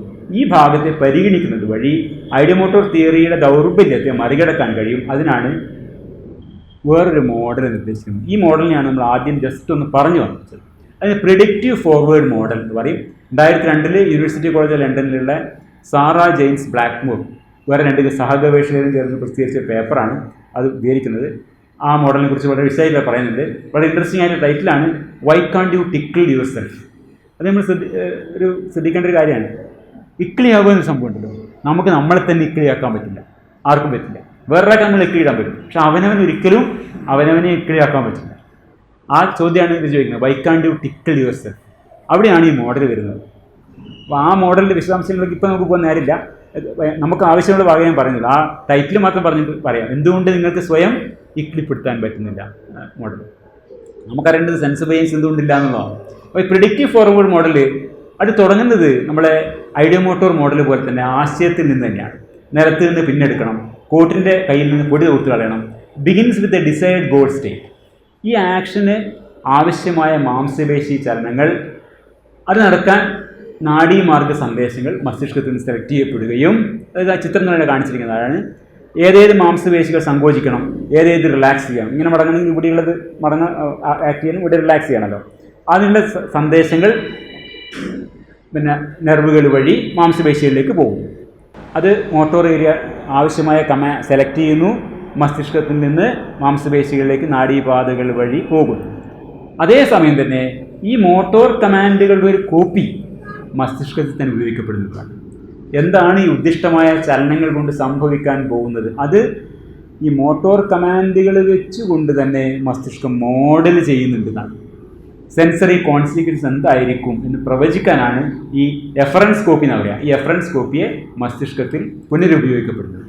അപ്പോൾ ഈ നമ്മുടെ IM theory, idea motor theory അനുസരിച്ചിട്ട് ഒരു കൃത്യം നടന്നു കഴിഞ്ഞാൽ മാത്രമേ മസ്തിഷ്കത്തിന് ആ കൃത്യത്തിൻ്റെ ഫലത്തെക്കുറിച്ചിട്ട് വല്ല അറിവും ഉണ്ടാകാൻ വഴിയുള്ളൂ. സംഭവിച്ചു കഴിഞ്ഞാൽ മാത്രമേ എന്താണ് സംഭവിച്ചതെന്നുള്ളത് സെൻസറി കോൺസിക്വൻസ് അറിയാൻ പറ്റുള്ളൂ. അതേസമയം ഈ പ്രെഡിക്റ്റീവ് ഫോർവേഡ് മോഡലിൽ, അതിന് കമ്പാരേറ്റർ മോഡൽ എന്ന് പറയും, അതനുസരിച്ചിട്ട് മസ്തിഷ്കം മോട്ടോർ കമാൻഡുകൾ ഉണ്ടാക്കുമ്പോൾ തന്നെ ആ കമാൻഡുകളുടെ ഫലമായി ഉണ്ടാവാൻ പോകുന്ന ഇന്ദ്രിയ അനുഭവം എന്തായിരിക്കും, ഇന്ദ്രിയ അനുഭവ വ്യതിയാനങ്ങൾ എന്തായിരിക്കും എന്നുള്ളത് വിരലുകൾ കോട്ടിൽ തട്ടുന്നു, ആ ഒരു എന്താ പറയുക, ആ ഒരു ചെറിയ ശബ്ദം ഉണ്ടാകുന്നു, അല്ലെങ്കിൽ അതിൻ്റെ സെൻസറി കോൺസിക്വൻസ് എന്താണ്, തട്ടുമ്പോൾ നമുക്ക് ഇങ്ങനെ അറിയാൻ പറ്റും, കോട്ടിൽ തട്ടുമ്പോൾ നമ്മുടെ കയ്യിൽ സെൻസേഷൻ ഉണ്ടാവാൻ പോകുന്നു എന്നുള്ളത്, പൊടി പറന്നു പോകുന്നു, ഇങ്ങനെയുള്ള സെൻസറി കോൺസിക്വൻസസ് എന്തായിരിക്കും എന്നതിനെ പറ്റിയിട്ട് മസ്തിഷ്കം ഒരു മോഡൽ ഉണ്ടാക്കുന്നുണ്ട്. അത് എവിടെ നിന്ന് ഉണ്ടാക്കുന്നത്? ഏതോ ഒരു കമാൻഡാണോ ഈ തട്ടാൻ വേണ്ടി മാംസപേശികളിലേക്ക് അയക്കുന്നത്, ആ കമാൻഡിൻ്റെ ഒരു കൂപ്പി ഉപയോഗിച്ചുകൊണ്ട് മസ്തിഷ്കത്തിൽ തന്നെ എന്താണ് സംഭവിച്ചാൽ ഉണ്ടാകാവുന്ന സെൻസറി കോൺസിക്വൻസസ് എന്നതിനെക്കുറിച്ച് മോഡൽ ചെയ്യുന്നുണ്ട് എന്നാണ് പിന്നെ നമ്മുടെ കമ്പാരേറ്റർ മോഡൽ എന്ന് പറയുന്നത്, പ്രെഡിക്റ്റീവ് ഫോർവേഡ് തിയറി. ഈ പ്രവചനത്തെ 2 തരത്തിൽ മസ്തിഷ്കം ഉപയോഗപ്പെടുന്നതാണ്. ഇതിനാണ് ഈ പ്രവചനം 2 തരത്തിൽ. ഒന്ന്, ചലനം അതിൻ്റെ ഉദ്ദേശിച്ച ലക്ഷ്യം സാധിച്ചുവോ, ഇനിയും കൂടുതൽ മോട്ടോർ കമാൻഡുകൾ വേണ്ടതുണ്ടോ തീരുമാനിക്കാൻ. ഒരു പൊടി തട്ടി, പൊടി പോയില്ല, ഒന്നുകൂടി തട്ടി, അതിങ്ങനെ പോയില്ല ആലോചിച്ചല്ല, അപ്പോൾ കൂടുതൽ കമാൻഡുകൾ കൊടുക്കേണ്ടതുണ്ടോ എന്ന് അറിയാൻ. കാരണം ആ സെൻസറി കോൺസിക്വൻസസ് എന്താണെന്നുള്ളതിനെ ബേസ് ചെയ്താണ് കൂടുതൽ കമാൻഡുകൾ കൊടുക്കേണ്ടതുണ്ടോ എന്ന് ചെയ്യാൻ പറ്റും. അതിനാണ് ഒരു പ്രയോജനം. രണ്ടാമത്തെയാണ് നമുക്ക് കൂടുതൽ പ്രയോജനമായിട്ടുള്ളത്, ഈ നമ്മുടെ ചർച്ചയിൽ കൂടുതൽ നമ്മൾ ആവശ്യം അതാണ്. ഈ മോട്ടോർ കമാൻഡുകളുടെ പതിപ്പ് ഉപയോഗിച്ചുകൊണ്ട് മസ്തിഷ്കം പ്രവചിച്ച ഫലങ്ങൾ തന്നെയാണോ യഥാർത്ഥത്തിൽ ഉണ്ടാവുന്നത് എന്ന് നിർണ്ണയിക്കാൻ പറ്റും. അതായത് താൻ തന്നെ സ്വയം ചെയ്യുന്ന കൃത്യങ്ങളും താനുമായി ബന്ധമില്ലാതെ നടക്കുന്ന കൃത്യങ്ങളും വേർതിരിച്ചറിയാൻ ഈ പ്രെഡിക്റ്റീവ് ഇൻഫർമേഷൻ പ്രയോജനപ്പെടും. ഞാനിവിടെ എനിക്ക് തോന്നിയ ഉദാഹരണം പറയുകയാണ്, അത് കൃത്യമായിക്കൊള്ളുന്നില്ല, ഇത് ബുക്കിൽ പറഞ്ഞിട്ടുള്ളതല്ല, എൻ്റെ ഒരു ഉദാഹരണമാണ്. ഇപ്പോൾ വില്യം ജെയിംസ് പറയുന്നുണ്ടല്ലോ, അദ്ദേഹത്തിൻ്റെ സുഹൃത്തിനോട് സംസാരിച്ചിരിക്കെ തൻ്റെ കോട്ടിൻ്റെ കയ്യിൽ ഒരു പൊടി പറ്റിയിരിക്കുന്നതായി കാണുന്നു, ഐഡിയമോട്ടോറായിട്ട് ആ പൊടി അദ്ദേഹം തട്ടിക്കളയുന്നു ഉദാഹരണം പറയുന്നത്. ഇതിന് പകരം നമുക്ക് അവിടെ പൊടിക്ക് പകരം എവിടെ നിന്നോ പാറി വന്ന ഒരു ചെറിയ കഷ്ണം തൂവലായിരുന്നു എന്ന് വിചാരിക്കാം.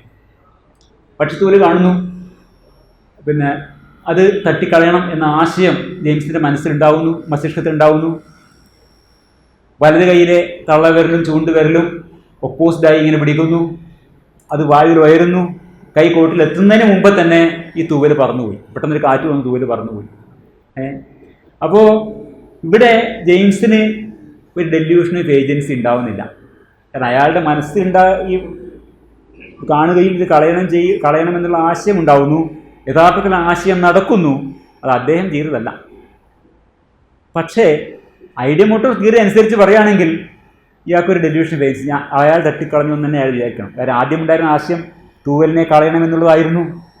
അതിനുവേണ്ടി അദ്ദേഹം കൈ പൊക്കി കമാൻഡ് കൊടുത്തു. പക്ഷേ അതവിടെ എത്തുന്നതിന് മുമ്പ് തന്നെ പറന്നുപോയി. ഐഡിയമോട്ടോർ തിയറി അനുസരിച്ചിട്ട് അദ്ദേഹത്തിന് തോന്നണം, ഞാനാണല്ലോ തട്ടിക്കളഞ്ഞെന്ന് തോന്നണം, ഞാൻ തട്ടിക്കളഞ്ഞ സ്വാഭാവികം തോന്നണം ഐഡിയമോട്ടോർ തിയറിക്ക്. കാരണം ഇതിൻ്റെ ഇടയിൽ ഉള്ളത് നമ്മുടെ ബോധമണ്ഡലത്തിലുള്ളതല്ല, അത് നമുക്കറിയില്ല, ബ്ലാക്ക് ബോക്സാണ് എന്നാണ് ഐഡിയമോട്ടോർ തിയറി. നടന്നു കഴിഞ്ഞ പ്രവൃത്തിയുടെ സെൻസറി കോൺസിക്വൻസസ് വെച്ചാണ് ഏജൻസി ഉണ്ടാക്കുന്നത് എന്നാണ് ഐഡിയമോട്ടോർ തിയറി. അങ്ങനെയാണെങ്കിൽ ഇയാളൊരു ഡെല്യൂഷൻ ഓഫ് ഏജൻസിയിൽ പെടേണ്ടതാണ്, അത് സംഭവിക്കുന്നില്ല. അതാണ് നേരത്തെ നമ്മൾ സൂചിപ്പിച്ചത്, why we are not deluded all the time എന്നുള്ളതാണ് ഇതിൻ്റെ ബേസിക് വീക്ക്നെസ് എന്ന് പറയേണ്ട കാരണം അതാണ്. അപ്പോൾ ഐഡിയക്കും മോട്ടോറിനും ഇടയിൽ നമ്മൾ വിവരിച്ച പോലുള്ള ഒരു ഇൻ്റർമീഡിയറ്റ് മെക്കാനിസം കണ്ടെത്തുന്നതോടെ ഐഡിയമോട്ടോർ തിയറിയെ സംബന്ധിച്ച് ഒന്നാമത് നേരത്തെ നമ്മൾ നിരീക്ഷിച്ച പ്രധാന പ്രശ്നം പരിഹരിക്കപ്പെടുന്നത്. എന്താണ് പ്രശ്നം? ഉദ്ദേശവും പ്രവൃത്തിയുടെ അനുഭവവുമായി താരതമ്യം ചെയ്തതാണ് കർത്തൃത്വ ബോധം രൂപപ്പെടുത്തുന്നത് എന്നതാണ് ഐഡിയമോട്ടോർ തിയറിയുടെ അനുമാനം. അതങ്ങനെ ആയിരുന്നെങ്കിൽ ഞാൻ ഈ പറഞ്ഞതുപോലെ വില്യം ജെയിംസിനെ കാറ്റ് വന്ന് തട്ടിക്കളഞ്ഞപ്പോഴും താൻ സ്വയം ചെയ്തു എന്ന തെറ്റിദ്ധാരണ ഉണ്ടാകുമായിരുന്നു. ഇവിടെ ഒരു spurious correlation between intentions and action effects ആണ് പറഞ്ഞത്. Major difficulties of IM model. As we outlined earlier, IM models are prone to infer agency based on spurious correlations between intentions and action effects. അതായത് ഉദ്ദേശത്തിൻ്റെയും ഫലത്തിൻ്റെയും ഒരു spurious correlation ഉണ്ടായാൽ അത് ഏജൻസിയെക്കുറിച്ചുള്ള delusion ഉണ്ടാക്കാൻ സാധ്യതയുള്ളതാണ്. ഉദ്ദേശവും ഫലവും തമ്മിൽ വ്യാജമായ ഒരു പൊരുത്തം ഉണ്ടായിപ്പോയാൽ സ്വാഭാവികമായും ഐഡിയമോട്ടോർ തിയറി അനുസരിച്ചിട്ട് ഈ ഡെല്യൂഷൻ ഓഫ് ഏജൻസി ഉണ്ടാവാം. പക്ഷേ ഒട്ടുമിക്കപ്പോഴും അങ്ങനെ സംഭവിക്കുന്നില്ല. We are delivered only rarely as opposed to frequently. അതേസമയം പ്രെഡിക്റ്റീവ് ഫോർവേഡ് മോഡൽ അനുസരിച്ചിട്ട് എങ്ങനെയാണ് ഈ കർത്തൃത്വ ബോധം രൂപപ്പെടുന്നത്? അത് ഐഡിയമോട്ടോർ തിയറിയിൽ എന്നപോലെ correlation between intention and action effects വഴിയല്ല. The predictive forward model assesses agency not by correlating events but by checking parameter values. അതുകൊണ്ടാണ് ഇങ്ങനെ എന്താ പറയുന്നത്, നമ്മൾ ഏജൻസിയെ സംബന്ധിച്ച് നമ്മുടെ കർത്തൃത്വ ബോധത്തെക്കുറിച്ചുള്ള മിഥ്യാബോധങ്ങളിലേക്ക് ചെന്ന് ചാടാത്തുന്നതാണ്. മസ്തിഷ്കം മാംസപേശികളിലേക്ക് അയക്കുന്ന ആവേഗങ്ങളുടെ പതിപ്പ് ഉപയോഗിച്ച് നിർമ്മിക്കുന്ന പ്രവചനങ്ങളെ ഉപയോഗപ്പെടുത്തുന്നതുകൊണ്ടാണ് കർത്തൃത്വ ബോധം സംബന്ധിച്ച മായാവിഭ്രമങ്ങളിൽ മനുഷ്യർ അധികം പെടാത്തത്. ഈ തിയറിയാണ് ഇതാണ് അതിൻ്റെ മോഡൽ, പ്രെഡിക്റ്റീവ് ഫോർവേഡ് മോഡലിൻ്റെ ഒരു രേഖാചിത്രം. നേരത്തെ നമ്മൾ ഇതാണ് ഈ ഒരു ചിത്രം ഞാനവിടെ കാണിക്കാൻ വിട്ടുപോയില്ല. ഐഡിയ മോട്ടർ തിയറി അനുസരിച്ചിട്ട് കർത്തൃത്വ ബോധം എന്നത് മസ്തിഷ്കം എത്തിച്ചേരുന്ന ഒരു അനുമാനമാണ്, ഇൻഫറൻസ് ആണ്. എങ്ങനെയാണ് അനുമാനത്തിൽ എത്തുന്നത്? റിട്രോസ്പെക്റ്റീവായിട്ട്. ആ ചിത്രം ഇവിടെ കാണാൻ നിങ്ങൾക്ക് ആശയവും ചലനം കൊണ്ടുണ്ടായ ഫലവും തമ്മിൽ പൊരുത്തമുണ്ടായത്. അതാണ് ചിത്രം ഇവിടെ കാണിക്കുന്നത്. ഐഡിയ എവിടെയുണ്ട്, എക്സ്റ്റേണൽ ഇഫക്റ്റ് ഓഫ് ആക്ഷൻ ഉണ്ട്. ഇത് രണ്ടും സിമിലർ ആണെങ്കിൽ ഐ ആം ഇൻ കൺട്രോൾ. അതാണ് ഈ ചിത്രം കാണിക്കുന്നത്. ഐഡിയ, ആക്ഷൻ, അതിൻ്റെ ഇടയിൽ നമുക്ക് എന്താണെന്ന് അറിയുന്നില്ല. എക്സ്റ്റേണൽ ഇഫക്റ്റ് ഓഫ് ആക്ഷൻ, ഇത് രണ്ടിനെയാണ് കമ്പയർ ചെയ്യപ്പെടുന്നത്. ഐഡിയയും എക്സ്റ്റേണൽ ഇഫക്റ്റ് ഓഫ് ആക്ഷനും തമ്മിൽ സിമിലർ ആണെങ്കിൽ ഐ ആം ഇൻ കൺട്രോൾ എന്നുള്ള ബോധം ഉണ്ടാവുന്നതാണ്. ഇതാണ് നമ്മൾ കാണുന്നത് പുതിയ ഇപ്പോൾ പ്രെഡിക്റ്റീവ് ഫോർവേഡ് മോഡലിൻ്റെ രേഖാചിത്രം. ഉദ്ദേശിക്കപ്പെട്ട ചലനം കൊണ്ട് അനുഭവപ്പെടാൻ പോകുന്ന ഫലങ്ങൾ എന്തൊക്കെയെന്ന് മസ്തിഷ്കത്തിലെ മോട്ടോർ സിസ്റ്റം മുൻകൂറായി പ്രവചിക്കുന്നുണ്ട്. പ്രെഡിക്സ് എന്നാണ് പറയുന്നത്. ഇതാണ് ഇവിടെ പ്രെഡിക്റ്റ് എന്നുള്ളത് കാണാം. പ്രെഡിക്സ് എന്ന് എഴുതിയിട്ടാണ്. ഇൻറ്റൻറ്റഡ് ഇഫക്റ്റിൻ്റെയും പെർസീവ്ഡ് എഫക്റ്റിൻ്റെ ഇടയിൽ ഒരു വരയിട്ട് ഒരു പ്രഡിക്ഷൻ ഉണ്ടായിട്ടുണ്ട്. അപ്പോൾ ഈ പ്രഡിക്ഷൻ ഉള്ളത് കൊണ്ട് ഇത് രണ്ടും തമ്മിൽ കൃത്യമായി മാച്ച് ആവുന്നുവെങ്കിൽ ഐ ആം ഇൻ കൺട്രോൾ എന്ന ബോധം അവിടെ ഉണ്ടാകുന്നു. ഉദാഹരണത്തിലേക്ക് ഞാൻ പോയല്ല, വീണ്ടും ഞാൻ പറഞ്ഞല്ലോ, അത് വില്യം ജെയിംസ് കോർട്ടിലെ തൂവൽ തട്ടിക്കളയാൻ പ്ലാൻ ചെയ്യുമ്പോൾ മസ്തിഷ്കത്തിലെ മോട്ടോർ സിസ്റ്റം മാംസപേശികളിലേക്ക് അയക്കുന്ന ആവയവങ്ങളുടെ കോപ്പികൾ ഉപയോഗിച്ച് അതേ മോട്ടോർ സിസ്റ്റം തന്നെ ഉണ്ടാക്കുന്ന ഫലപ്രവചനത്തിലുള്ള ഒട്ടനവധി കാര്യങ്ങൾ ഒരു കാറ്റ് വന്ന് ചെയ്യുമ്പോൾ അത് ഇല്ലാണ്ട് പോകുന്നത്. ഈ കൈവിരലുകളുടെ അഗ്രങ്ങൾ കോട്ടിനെ സ്പർശിക്കുമ്പോഴുള്ള സ്പർശന അനുഭവം, കൈ കോട്ടിനെ തൊടുന്നു എന്ന കാഴ്ച എന്ന് തുടങ്ങിയിട്ടുള്ള പ്രവചിതമായ ഒട്ടേറെ കാര്യങ്ങൾ നടക്കാതെ പോകുന്നതാണ്.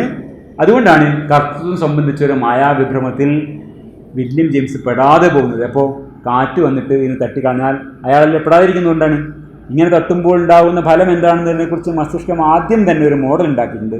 ആ മോഡലുമായി ഇത് പൊരുത്തപ്പെടുന്നില്ല എന്നുള്ളത് കൊണ്ടാണ് അത് താൻ ചെയ്തതല്ല എന്ന് വില്യം ജെയിംസ് മനസ്സിലാക്കുന്നു. വിജബോർഡിനെ സംബന്ധിച്ച് വിശദമായി പഠിച്ചിട്ടുള്ള ആൻഡേഴ്സന്റെ പ്രബന്ധത്തിലേക്ക് ഒരിക്കൽ കൂടി തിരിച്ചു പോയിട്ട് ഈ ചർച്ച നമുക്ക് അവസാനിപ്പിക്കാം. ആദ്യം നമ്മൾ നേരത്തെ ചർച്ച ചെയ്ത ഭാഗം ഒരിക്കൽ കൂടി നോക്കാം. Idea motor theory, predictive forward model എന്നീ വിഷയങ്ങൾ നമ്മൾ പരിചയപ്പെട്ട് കഴിഞ്ഞു. അത് പരിചയപ്പെട്ട ശേഷം when prediction and consequences match, the result is the feeling that I did that. Mismatches, however, precipitate a decrease in experience sense of agency എന്ന് പറയുന്നത് ഇപ്പോൾ വ്യക്തമായിട്ടുണ്ടാവും എന്ന് ഞാൻ വിചാരിക്കുന്നു. ഇതിൽ ഒന്നും കൂടെ വീഡിയോ കണ്ടാൽ മനസ്സിലാവും. ആൻഡേഴ്സിൻ്റെ പേപ്പറിൽ ഡിസ്കഷൻ ഭാഗത്ത് ഒരു വാചകം കൂടി പറഞ്ഞ് ചർച്ച അവസാനിപ്പിക്കാം. ചെയ്യുന്ന പ്രവൃത്തികളുടെ പ്രവചിതമായ ഫലങ്ങളും യഥാർത്ഥത്തിൽ ഉണ്ടാവുന്ന ഫലങ്ങളും തമ്മിലുണ്ടാകുന്ന പൊരുത്തക്കേട് മിസ്മാച്ചാണ് ബീജബോർഡ് കളിയിൽ ലഭ്യമാവുന്ന ദൃശ്യമാവുന്ന കർത്തൃത്വ നഷ്ടത്തിൻ്റെ കാരണം എന്ന് ആൻഡേഴ്സൺ പറയുന്നു. ഉദാഹരണം എന്താണ്? ഓ എന്ന അക്ഷരത്തിലേക്ക് നീങ്ങുമെന്ന് പ്രവചിക്കുന്നു, നീങ്ങുന്നത് എ എന്ന അക്ഷരത്തിലേക്കാണ്. അങ്ങനെ സെൻസ് ഓഫ് ഏജൻസിയെക്കുറിച്ചുള്ള പ്രെഡിക്റ്റീവ് ഫോർവേഡ് മോഡലിനെ സാധൂകരിക്കുന്ന ഒരു നിഗമനമാണ് ഇത് എന്ന് പറയുന്നതാണ്. Overall these findings are in accord with predictive accounts of sense of agency in which low sense of agency in വിജബോർഡ് sessions arise from a mismatch between predicted and actual sensory consequences of an action. ഇത് വിവരിക്കാനാണ് ഞാൻ പറഞ്ഞത്. ഹഗാർഡ് and ഷാമ്പൺ എന്നുള്ള ആ പേപ്പറിൽ കൊടുത്തിരിക്കുന്ന റെഫറൻസാണ്. ആ ഒറിജിനൽ ചാപ്റ്ററിലേക്കാണ് നമ്മൾ പോയിട്ട് അത് മനസ്സിലാക്കാൻ ശ്രമിച്ചത്. അവിടെ ബ്ലേക്ക്മോറിൻ്റെ പേപ്പർ പറഞ്ഞിട്ടുണ്ട്, അത് ഞാൻ ജസ്റ്റ് സൂചിപ്പിക്കുകയും മാത്രം ചെയ്തത്. ഒരിക്കൽ കൂടി പറയട്ടെ, വളരെ സമഗ്രമായിട്ട് ആ പ്രബന്ധത്തിലെ നിരീക്ഷണങ്ങളെയും വിലയിരുത്തലുകളെയും ചർച്ച ചെയ്യുക എന്നതല്ല, ബീജബോർഡ് എങ്ങനെ പ്രവർത്തിക്കുന്നതിനെ സംബന്ധിച്ച് ശാസ്ത്രത്തിൽ ഇന്ന് കൃത്യമായി തിരിച്ചറിവുണ്ടെന്ന് പൊതുസമൂഹത്തോട് പറയുക. സെൻസ് ഓഫ് ഏജൻസി എന്ന വിഷയത്തെക്കുറിച്ച് വളരെ പ്രാഥമികമായി പരിചയപ്പെടുത്തി നടത്തുക, ഇത്രയും മാത്രമേ ഞാൻ ഉദ്ദേശിച്ചിട്ടുള്ളൂ. അതുകൊണ്ട് തന്നെ അതേ പേപ്പറിലും മറ്റിടങ്ങളിലുമുള്ള കർത്തൃത്വ ബോർഡിനെ സംബന്ധിച്ച കൂടുതൽ ചർച്ചകൾ, ബീജബോർഡുമായി ബന്ധപ്പെട്ട ഫോഴ്സ് എസ്കലേഷൻ എന്ന വിഷയത്തിൻ്റെ സാങ്കത്യവും പ്രാധാന്യവും ഇതൊന്നും ഞാൻ കടന്നിട്ടില്ല. അത് ഇവിടെ അവസാനിപ്പിക്കുകയാണ്. ഇത്രയും നേരം ക്ഷമാപൂർവ്വം എൻ്റെ വാക്കുകൾ കേട്ട എല്ലാ സുഹൃത്തുക്കൾക്കും നന്ദി, നമസ്കാരം.